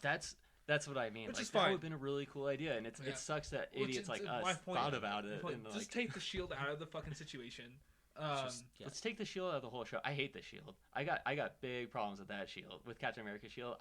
I hate that they romanticize Captain America's shield. I do hate that because that's not the way that Steve would have wanted it. Well, not just that. We've had a ton of movies with Captain America in them, and it would have gone a long way if Tony in Civil War, when they fight at the very end, if they end their fight and Tony's like, "You don't deserve that shield. My dad would be furious if you had that shield." That's exactly what he says. Well, he doesn't make a point about that. He's like, he "You're said, not worthy." My dad made that. You don't deserve it, and takes it. That's literally what happens. Is that? Movie. Yeah. Yeah, he then does maybe that. they could like harp on it a little bit more. He could have gone into be like, "You don't represent America," or something. I think in that movie, that. Tony Stark nailed that part. I do okay. disagree with you, McKinnon, because I do think that the Shield has been hyped enough throughout the series to like have enough weight to carry it through this Falcon Winter Soldier. If that's true, and I'm misremembering that, that's fair. They do the Shield up a lot more in the show, and I would have liked a little bit more. That's his in whole. Movies. So that's how his legacy is represented in the show. Because he's all the like Shield. Yeah, the Shield. But however, in the show, it also shows you that the Shield doesn't make Captain America, which it doesn't. Like after Civil War, he comes back in Infinity War. He doesn't have the Shield. He's still Captain America. Yeah. All right, and that's the thing. It's like Sam. The whole show is still he is Captain America. All right, whether the government gives him the mantle or not, or the shield or anything like that, he is the one who acts and portrays like him. Which again, we talked about. He ends with the shield in Endgame, and then he ends with it here. Just have a show where he's Captain America. Like, why did we do this? I do make money. What do you mean? Why do they do this? It's the whole. I would have loved to see content. I would have loved to see just Captain America as. You'll get to see Captain America 4 Wilson. Come out 2023. I'm just saying. I do also kind of dislike that Falcon gives up the shield right away. That seems a little out of character. Hey, dude, it's all due to racism, dude. We can't understand those white dudes. We just don't get it. We don't get it. Yeah. So I think we're moving on to Sam Wilson now. Yes, who kind of fucking stunk. Let's be honest. So he has a great scene opening up with the helicopter chase. Dude, I love. Honestly, I just straight up love seeing GSP in something. GSP is an awful actor, but yeah, I do love seeing his stuff. I also think it's funny that he's French in it, because he's not French. Isn't he French Canadian? He's French Canadian, and also on the show he's not French. He is something else. I cannot remember it. I'm positive because they say because he says Bucky's he's like all like these French guys, and Sam's like, no, they're not French, or they're something else. Oh, okay, maybe I missed that. Yeah. I'm just saying, GSP is a mixed martial artist. Hey, 85% takedown defense, greatest of all time. He fought in the UFC welterweight division. He was also in Civil War. Oh, for people who don't know, he's in Winter Soldier. He was not in Civil War. Oh my God, you're right. I misspoke. But yeah, I just like seeing GSP and thing. When he grabs him out of the helicopter, I was like, hell yeah, that's cool as shit. So, Jaden, is your issue with the Falcon, like the personality that they wrote into the show, or is your problem with the actor? I think that Anthony Mackie is not a lead actor. Okay. Like, is there a particular performance you saw in the show and you're like, man, this scene, I know what they were trying to do. It didn't land for me. Let's go with the final speech. Okay. I think that he sounds. Obviously, it was supposed to sound a little preachy, and not preachy. A lot of preachy. A lot, sure. It seemed like that. He was sounds the like message. A fucking idiot. He just doesn't sound like a smart person. He says, "Stop calling them terrorists." I'm sorry. Define to me terrorist, please. So that's mostly that's a problem with how they wrote Carly, because they tried to frame her as a terrorist or whatever. That doesn't seem like necessarily a bad thing. I just don't think part. that every time I see Anthony Mackie, it's like the same. Like, well, it's Sebastian Stan. Like I'm doing to me right now. There's range of emotion in Sebastian Stan's role, and there's like, even though he's kind of blank with everything, like you can still feel that. You can still empathize for him. Sure. Sam Wilson, I don't. I mean, this guy's fucking lame. Like I don't. Dude, like the whole side story with his family, I did not care. I liked his sister. It's like we were talking about how to care. We weren't supposed to connect with him. I think those scenes were just to illustrate to us how the snap has impacted society. That might be a fair point. I believe that's why they put those. You in don't the think show. we were supposed to care, like when the kids get the shield and they're like playing around That with part's it? You don't think we're adorable. supposed to like the family? I think we're there's a whole montage dedicated to them like saving their family business. I think you're absolutely supposed to care the about 80s workout montage for Sam Wilson is the best I think part that was filler because they decided to make this. This is a big problem I have with the show. I think it would have been a better movie. Yeah. I think they filled it with TV show montages. If you actually watch them, there's a lot of montages, and I wish that it was just a movie. They cut out the Flag Smasher stuff and just made it a movie because I think it would have been really cool. Again, I just think you make the whole thing smaller, and it gets way better. There's too much. There's just too much in That's honestly the way I think about a lot of things. So I mean, make fucking Snyder Cut an hour and a half less. Which is interesting because WandaVision would have been worse if it was a movie. It fits really well as a TV show. I agree with that completely. It would not have worked as a movie at all. But I was watching like Falcon and the Winter Soldier. It's basically an MCU movie cut up into 6 pieces with shit added into it. It has really cool action. Yeah. Most of the scenes with Falcon and Bucky interacting are like really entertaining. Yeah. And I thought their dynamic and their relationship was awesome. It was really cool. Yeah. But I think that's mostly due to Bucky Barnes. I think that he Sam Wilson Anthony Mackie is like tries really hard to be funny, and he's not. And they're kind of like, because when they're kind of doing, they're like, oh, we're not friends, we're like rivals, but we're also friends. And I think that Sebastian Stan is really funny, and I think Anthony Mackie, which is like kind of what you're saying. I don't think he's like not the worst actor I've ever seen in my life, but like. I haven't seen Anthony Mackie in anything else but that episode of Black Mirror. he's got a couple of. I think he tries too hard. Movies on Netflix that he's a lead in, and they all stink. Like they're all very bad. I haven't seen Sebastian Stan in anything. I think he's in Hot Tub Time Machine. Have you seen the Devil All the Time with Tom Holland and? No, I haven't. So it's not bad. I think Tom Holland kind of sucks in it, but Sebastian Stan is awesome. Okay. Movie. Yeah, I don't have like a frame of reference for these people, but like a little bit. Yeah. All I have for these people are the MCU movies, and like. I guess like literally, I haven't seen Sebastian Stan in anything else besides that movie in MCU movies. Yeah, but for some reason, I love him. All right, keep it on Sam. We all know apparently he's a terrible actor, I guess. This is my opinion. Okay, but what do we think? I thought the suit when he gets it. You didn't like it? I think it's very, very comic book. I think that's why I love it. I think it's so good. But for being honest, you're gonna fucking cover everything up inside the top of your head. It's pretty dumb. That's where your brain sits. Buddy. Yeah. So if you could change anything about the suit, you would just cover the top of his head. And like way less white. You're in That's war. crazy. I love the white. The white I feel is like my it's gonna get part. so dirty so fast. It's a clean? movie. That's my point, dude. Like he's in explosions. It's like obviously it's a movie. It's a show. He's not gonna get dirty. But that is just something that pops into my brain. I think it looks so good. It does. It's a lot like Captain America's suit in Winter Soldier, which is one of my favorite. Which is his best. No, his best is in Endgame when he has the scales on it. Well, you're wrong, but it's not wrong. I think all the suits look the same. I love the star. I love the star with the wing coming off it. I will give you that. Like the design of the logo is so the best. good. I didn't even know that was a thing. But they have no scales in it, which is the way it is in the comics. But I think wow, that's crazy to me. You don't like the white. I think the white is so good. It's too much. I would have toned it down because it's like more than 50%. Make the whole thing white. That's what I say. I want an entirely white suit. You really emphasize that he's black. This is a black guy in a suit. We can tell because he's got white. Which, stuff like, honestly, like maybe that was a costume decision that they made. They're like, no, it is literally. It looks exactly like it's it is. Really close to the. Is it? Okay. Because I was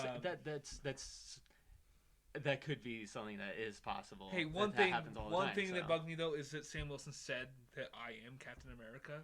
Because, like, I thought it was going to be a whole big thing, is that John Walker the whole time, I'm Captain America, and all this stuff. And, like, Steve Rogers never once said that, right? And according to freaking Joffrey's grandpa, a king never has to say that he's king. Oh. I believe he says, I'm Captain America once in the first Avenger. Yeah. Dude, there's a part. But no, in Steve Rogers? Yeah.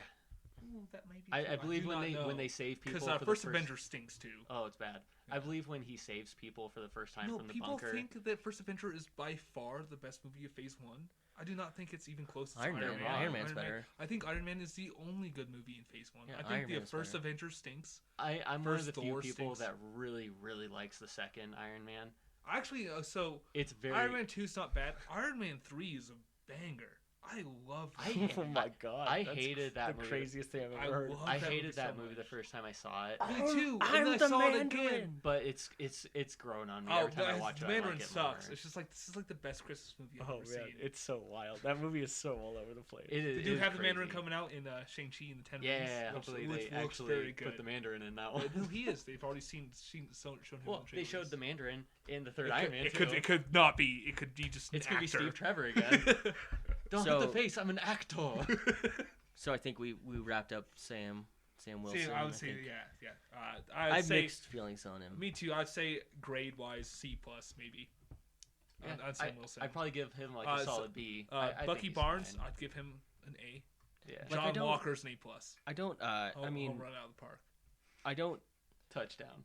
Yeah, touchdown. I think it's important, like especially kind of in the social climate we're in right now. It's important to we should have more black people in leading roles, more people of color in leading roles. To do with the fact that I could care less about the color of his skin. Me Just the acting Yeah. performance. Absolutely. Yeah. So and anyone who has a problem with that, I think you're like a clown. I think you're an absolute clown. Yeah, if you you're think it's Captain bad America, that Captain America's a black person, it's because you're a racist. Yeah, I think you're a clown for that. I'm glad he's Captain America. Me too. I have no problem with that. Which I was glad he was Captain America at the end of Endgame. Me too. And I was so happy that's that he what I picked thought. him over Bucky because the fucking German scientist said to him, "You're getting this. It's a good thing because you're a good man, not a perfect soldier." Yeah. And what is Bucky? Bucky's a perfect soldier. What is Sam? Sam is a good person. Yeah. He helps out disabled vets, all of that stuff. But that's one of his main things. Like when he's trying to talk down to Carly and make it not about violence, where he refuses to fight Carly. Yeah. That's very Captain America-esque to me. Yeah. That's awesome. I don't love. I think they harped on a lot of race stuff, and I think it's important. But I think when I sit down to watch a show like this, I don't want to hear that all the time. Yeah. Not that I don't think it's important, and I guess the only way you really make it more known is you need to see it in more popular media. So I understand why it happened. Yeah. I just never had a problem with it, so I guess I didn't know why it was so much in the show. You kind of bite the bullet on because not we just don't as white people as normal. Not even that, as normal human beings. I didn't care that he got the shield. I thought it was great, and apparently other people have problems with it. Yes, okay. I see what you're getting at there. It's I had no grievance the fact that Sam Wilson got the shield at all. Not even as a white guy. I just thought it was cool, and I thought it was weird that we had to have a whole show to explain why it was okay that an African American was Captain America. So the thing is from my opinion and from what I was able to understand is that Bucky gave him the shield because he's an African American male. Sam gave up the shield. Yeah, sorry, I keep getting them confused. They look a lot alike. They look like brothers, dude. Yeah. Same haircut and everything. But yeah, and it's pointed out. When his sister Sarah says that she doesn't give a rat's ass who holds the shield or anything like that because the country that is represented by the shield does not represent her and her race, which is why Sam gave up the shield in the first place. This is so hard for a black man to be Captain America because it feels, from what I can understand, is it feel like he's betraying his own kind, disenfranchised by his country. Yeah, and he'd be betraying his own race of people by backing being Captain America. And that's something he has to get over and says, hey, at the end, he's like, I'm a black man carrying the stars and stripes. You don't think I understand what you're talking about? You don't think I understand the struggles of what I'm doing? No, and I don't think the show was ham-fisted about it. I thought it was fine. Like I said, I think this kind of stuff needs to show up in kind of media more often. It's just I don't always love it all the time when I'm wanting to watch a superheroes punch each other in the face, you know? Yeah, I get that. But I do appreciate seeing it because I do think it's important, and I think it's very appropriate for the kind of the time we live in now. And I think so yeah, too. So I don't hate it. It's not my. I'm not gonna not watch the show because of it or anything. I'm just saying I was very aware of the kind of political and social tones in the show, which I'm sure that were put in there on purpose, and it's definitely something I think it's worth talking about. I think it's worth recognizing, and love it or hate it, it's it's in the show, and I think it has value. Yeah, but for good TV, I see what you're saying. Yeah, I just think that sometimes it's okay, I thought we were. I thought we were talking about Captain America, and I thought we were seeing him beat people up with a shield right now, and everyone can have their own opinion on that, and I think that's one of the reasons why TV and movies part of the reason they exist is like for people to get their opinion out on like their political and social climate, and they can speak to something that that they feel passionate about, and I think that's important. I don't love it all the time, but I thought it was reasonably dosed out in this show. I was gonna say it's not overwhelming in the show, which is something that if I'm watching something that I know is gonna be dosed like over with it, like too much of the racial or socialist. Oh, dude! Like, did you watch the second season of The Boys? Yeah, it's so much, and I knew it was gonna happen. Like, I knew it was gonna happen, and that's fine with me. And I understand, like, fucking Homelander's Trump. I get it. I get it. Trump is bad. Oh my god, the whole show. I understand it. Like, Trump's a dipshit or whatever. It's brutal. That show is brutal. The show is so good though. I don't care. It is amazing. It's just a lot of like. Did you notice that he's supposed to be Trump? It's like I got it. I really got it. Yeah. And they did not overplay it like that, which I thought was good. They did it in a subtle enough way where it was important to the story, but it wasn't the whole thing. And I love I really like the Isaiah gets his own like kind of memorial. Yes, it gets his own like piece that part at the made me end. tear up a little. I thought that was good. Like they'll never forget you. Yeah. And not as good as WandaVision though. I know this might be gross. I don't know if people know this, but like so the army like tested like syphilis on like black pilots and stuff like that, and it's like there is a big history of like I mean I know everyone knows there's a huge history of African Americans being mistreated in this country, and it didn't stop when it got to the military. Like there is just despicable things that were tested on African American enlisted, and it was nice to see someone get recognized and like be kind of memorialized in that way, and I thought the show did a good job of that, and I that actor who plays Isaiah, great job, and he's in he's like a super young dude. He's in he's in something else. Yeah, so like I thought that like but so he's they aged him supposed up to be about the same age as Steve Rogers. They aged him up real good. I thought he did not look old enough. If I'm being honest. Really? Yeah. I didn't recognize who he was. He is in Isaiah Bradley is in the brigade when Steve Rogers saves all those people in World War II. The same actor? He's a part of no, it's the character. Oh, okay. I was like, no shit. That's amazing. Just the character is a part of that. They had the foresight to cast him. Yeah. Oh my goodness. Like you're gonna look so old and then bring him back 12 years. Yeah. No. But no. And his grandson is Patriot in the comics. So I'm looking forward to seeing him in Young Avengers. Yeah. I was hoping that they would hint at that, like have him like. Well, and I don't know, like who is Sam Wilson's guy who's helping him, who's in the army. His little tech guy. Because he does become Falcon. Did they even say his name? Yeah, they say it multiple times. Like I don't know. Like once an episode or something. That was another. It's like Juan something. I don't know what it is. That was another complaint I had with like Carly. I think they only say her name like once or twice in the first couple episodes. I know her name because John Walker just screams Carly Morgenthau in the last episode. Just yells it so loud, dude. I think like episode 3 or 4 came around, and my wife and I were watching the show, and they said Carly, and I had to look at my wife. I was like, who are they talking about? I think that they only said her name like once or twice, and I was like, this has got to be like our villain. You just got to pay more attention, buddy. Maybe, but the problem is some people are going to watch this show in 10 years, and they're going to watch it from start to finish because the whole show's out there. But for me, watching this 1 week at a time, the episodes and the characters, they weren't memorable enough for me to remember. You think you're going to watch this in 10 years? No. I think I'm gonna show my kids. I think that's the only time I would watch a show again. Yeah, I won't watch it. I'm meaning some people like. Some kid who's like 12 years old now who doesn't care about Marvel movies when they turn 12-year-old cares about Marvel movies. You know what I mean? Or some 12 years from now, a 12-year-old who doesn't care. Yeah, whatever. We talked about this. Like, this is not a very rewatchable show. It's not. No. There's WandaVision. I have no interest. They're more. I would say they're more of like events. I mean, like this is something that's a really good way to put it. Yeah, you gotta see it now. It's like it's a fucking concert coming into town. Like, hey, we have this one opportunity to watch it. Like when it's fresh and it's new. Like let's get it done with. Which is interesting because other Marvel properties like the movies are not like that. I'll watch the movies 1,000 times. You rewatch them into the ground. Yeah, which is interesting because they're. I mean, it's the same formula as the shows. It is different. It is obviously like they're not spending as much money. Yeah. And that's very clear. It felt because the Falcon and the Winter Soldier was made by one of the people who did the movies, right? No, the John Wick guy. Yeah, and he's the showrunner, and he's gonna do the Captain America 4 movie. Yeah, okay. Because the Russo brothers are out, which sucks. Because I love to see the Russo brothers do. They're just waiting to be like, next time we can make a they're assload of money. They said the first time they want to come back is the Secret Wars. So yeah, they're awesome. they're not gonna do some little Captain America 4 movie. They're waiting for the big one, and they're gonna come back. Civil War 2. I know this is sidetracked by far a lot here, but the 2 new Spider-Man movies suck.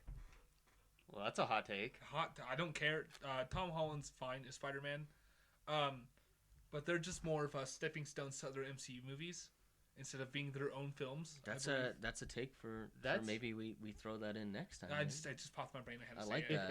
If that's your only complaint, that seems like a pretty small one. I'm just saying, compare them to Spider-Man 1 and 2, Tobey Maguire, they do not stand up.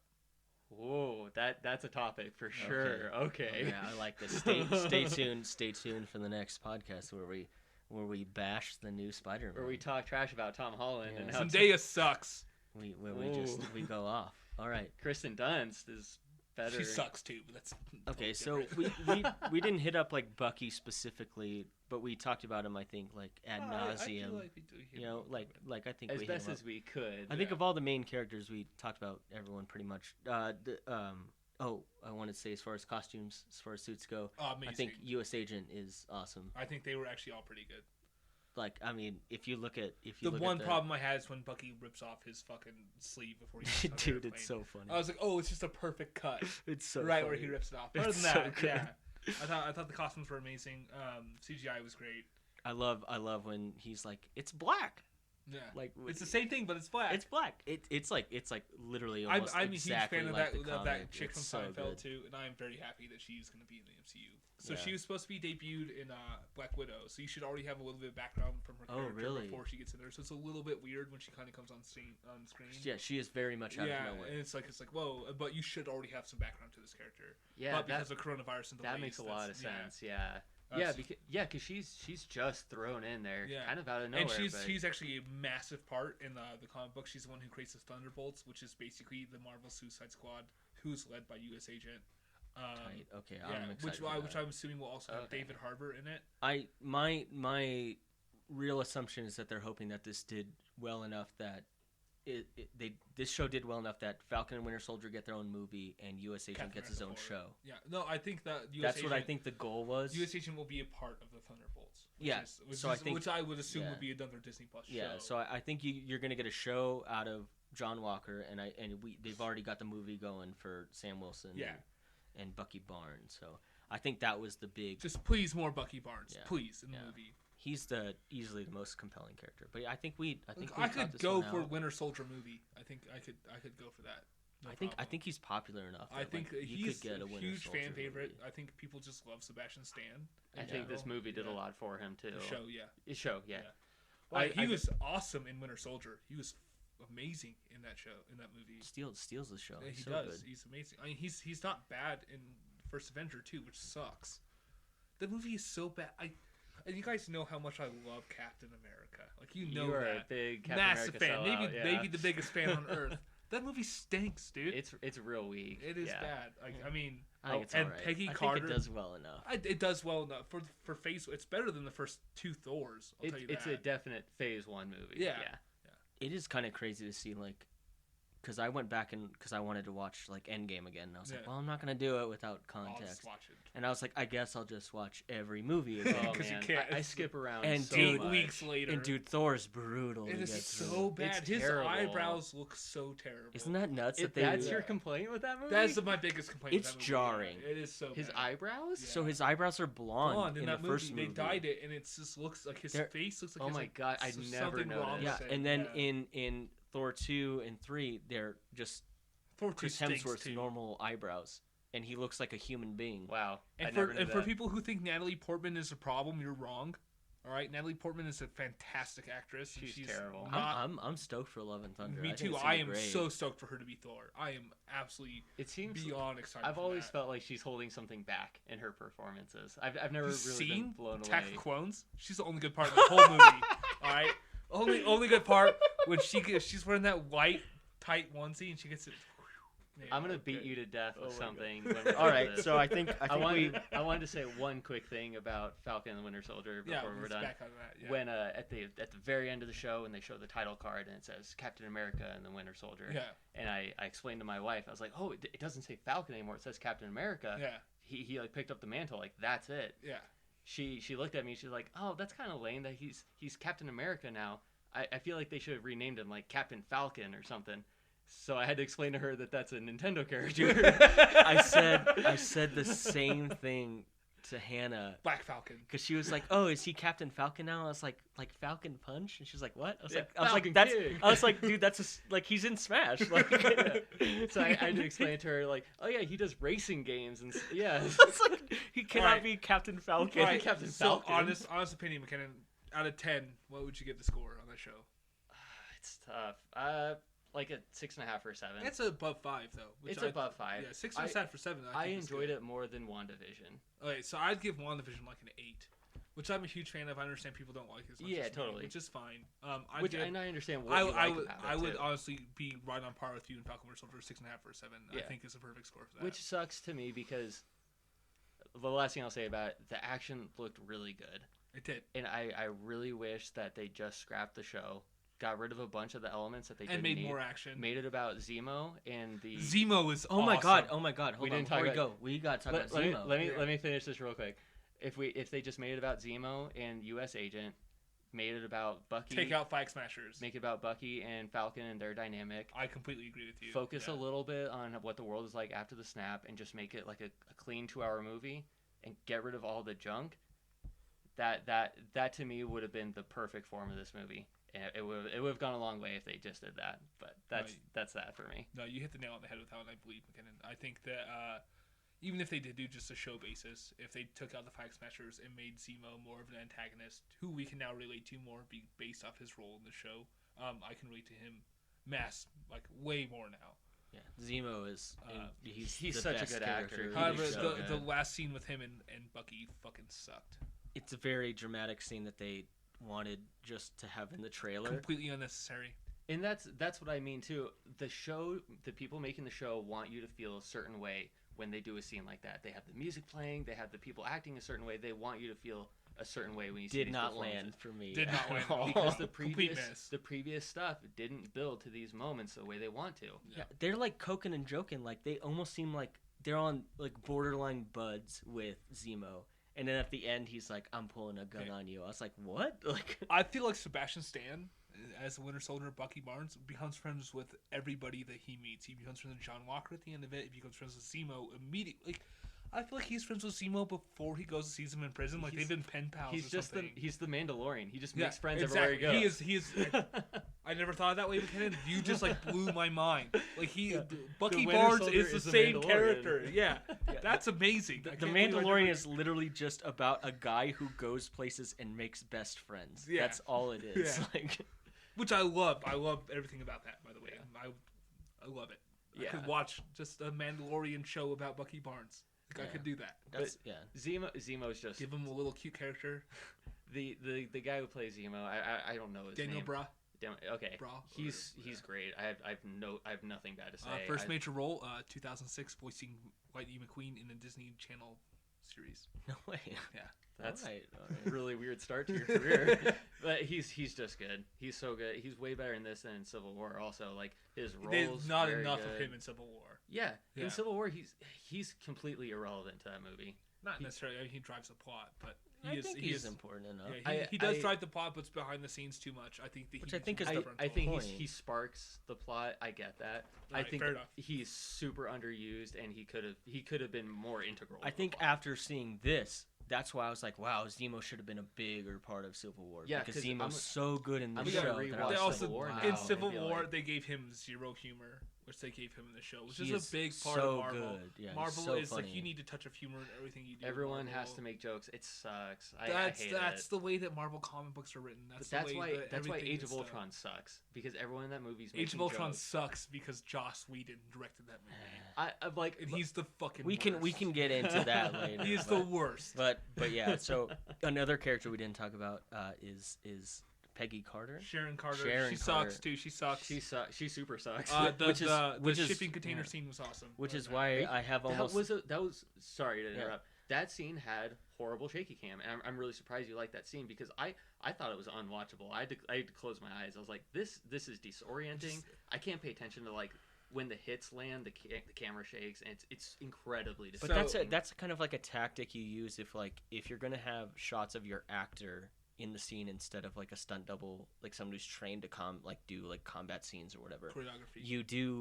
You do shaky cam to like have your actor in it. That way you can blur it out. That totally makes sense. Yeah, and so. And she is in a lot of those scenes, and so because they'll like have her face, and then she'll like do a thing, and so you have to shake the camera up because she's not a fighter. The actress is not. Yeah. And I'm sure they all go through some level of. I think if the actress is going to that's a big reason why shaky cam is used to kind of like. It's to disguise that obscure stuff. And disguise. If they're gonna if they want to have the actor or actress in the scene, and they're like, you want to do this, we're gonna have you train for a week with the choreography and stuff like that to try to get it down. And if a week goes by or however long it takes to practice so that, much better. Yeah. If the time goes by to train and get the movements down and stuff, and they still feel like they need to obscure it with shaky cam, I think that's like the wrong call to me. I would prefer just no shaky cam. That's just me. I would assume it's probably making up for some lack of choreography and lack of talent. Which makes sense. That does make sense to me. But however, me being, I guess I'm not as observant as you. I had no idea that was even happening at all. I'm curious now show. If you rewatch it. I probably will rewatch it. Like like when you like break glass and something something that's been occurring you've never noticed before. Someone points it out to you. I'm probably gonna watch it and hate the show now because of you, McKinnon. I kind of wonder if you even have your eyes open when you watch. Just film. Just one. But no, that is. She's not. I don't think she's the greatest character in it. It was the same twist with Agatha Harkness. I fucking knew. I remember I was talking to my girlfriend about it, and I was like, she's absolutely the power broker. Yeah. Like immediately, I was like, she's the power broker. Well, like, which again, these are not the most cerebral film or TV shows of all time. So I don't think it's like tough to figure these things out. But I was like, right away, I was like, I know the character that she is. So one of my problems was that there's a lot of I feel like there's a lot of fluff in the show that I wish was cut out. She goes from like a good person in The Winter Soldier because Civil War was the last one she was in. She was also in that, and she was helpful. She was like giving a little bit of info to Captain America when they were trying to track down the Winter Soldier and stuff. But that was the last time we saw her, and she's a good person, and she's like doing the right thing. She's not like a double agent who's like doing shifty stuff in that movie. But here we are 5 years later after the snap, and suddenly she's super shifty all of a sudden.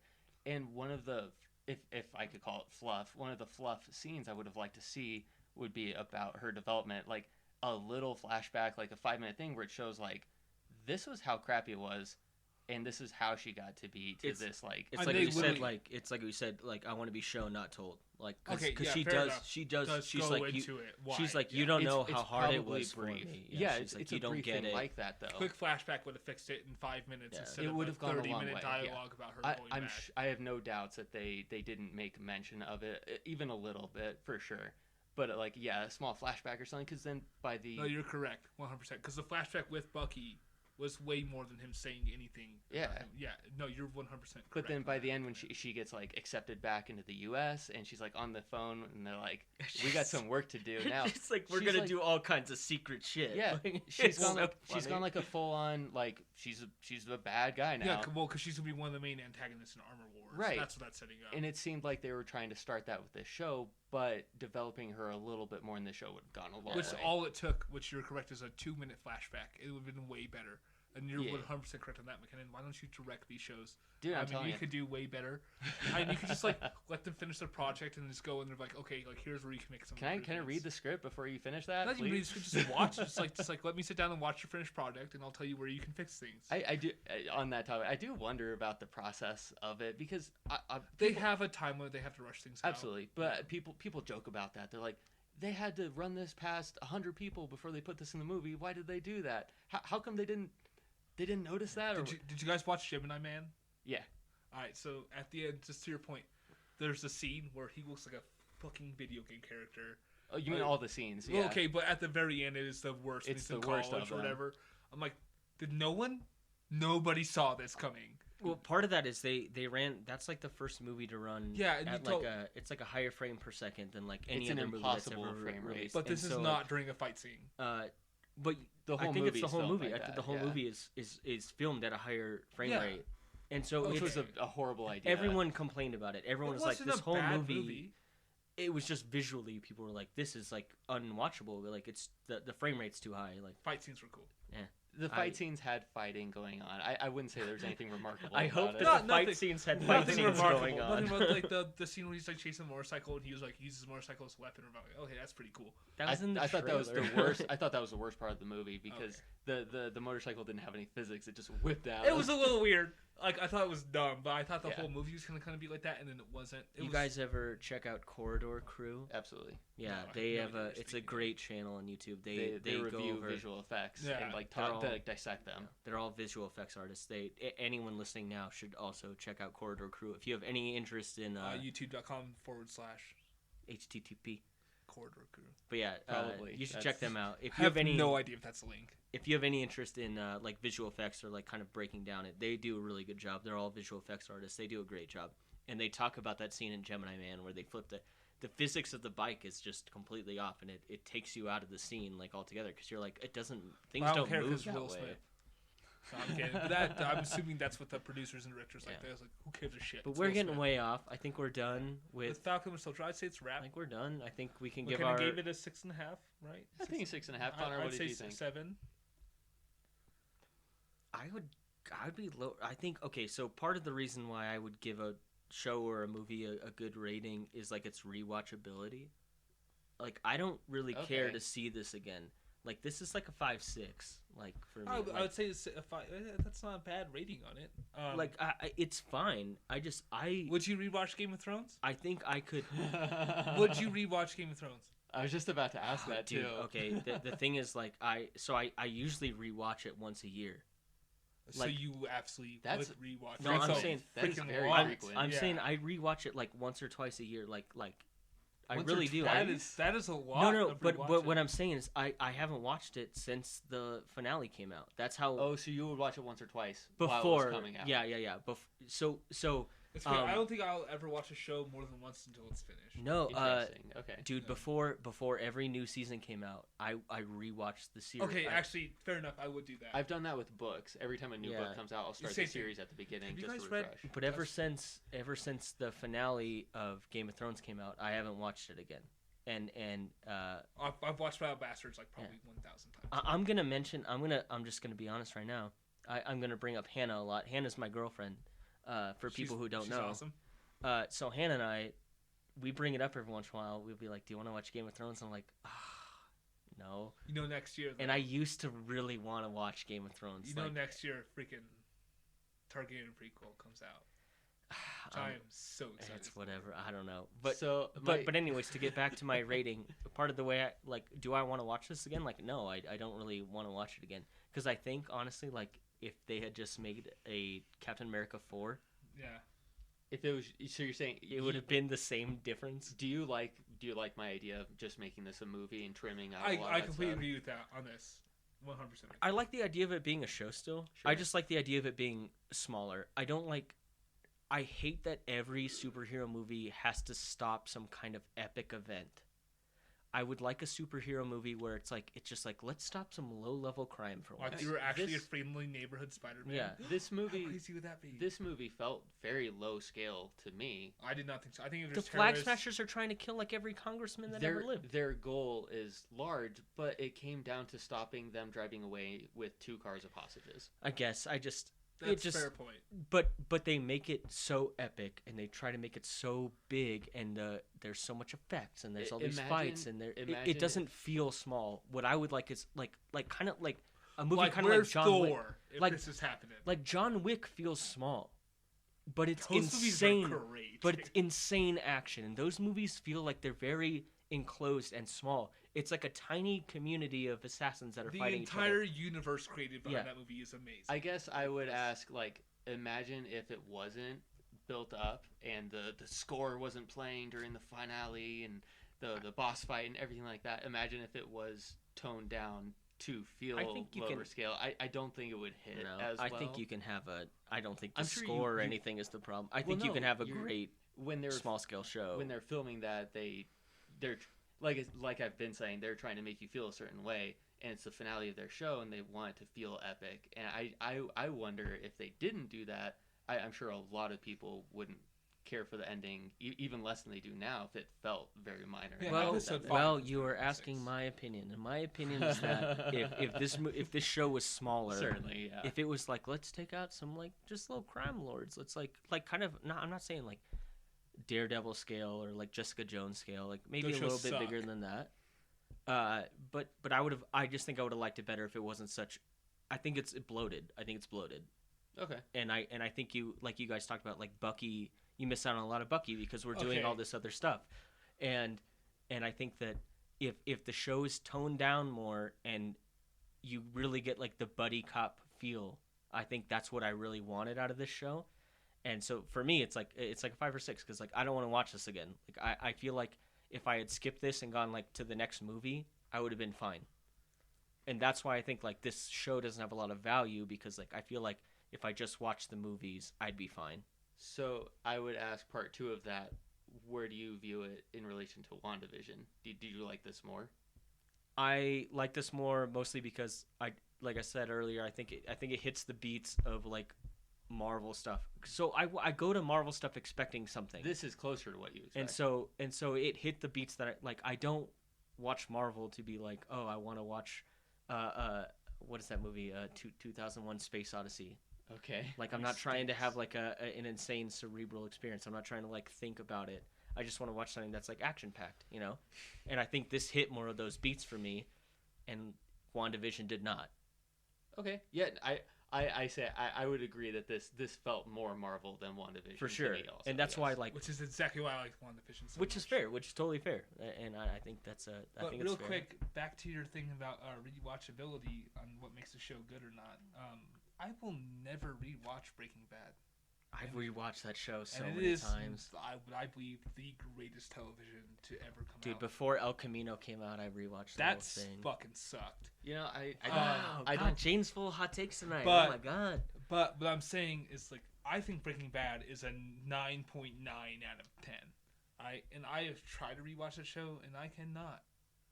I don't think rewatchability has anything to do with what I base the show off of. Okay. Because I can rewatch The Office 1,000,000 times, but The Office is no competition to Breaking Bad. That's funny because I can't rewatch The Office because of the ending. It ruins it for me. Okay, so I can rewatch the first 7 seasons of The Office. I can't start that.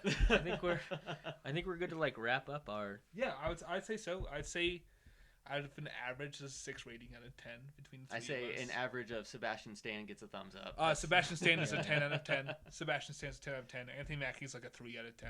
The show gets 10 Sebastians out of 10 and gets 4 Sam Wilsons out of 4 Mackies.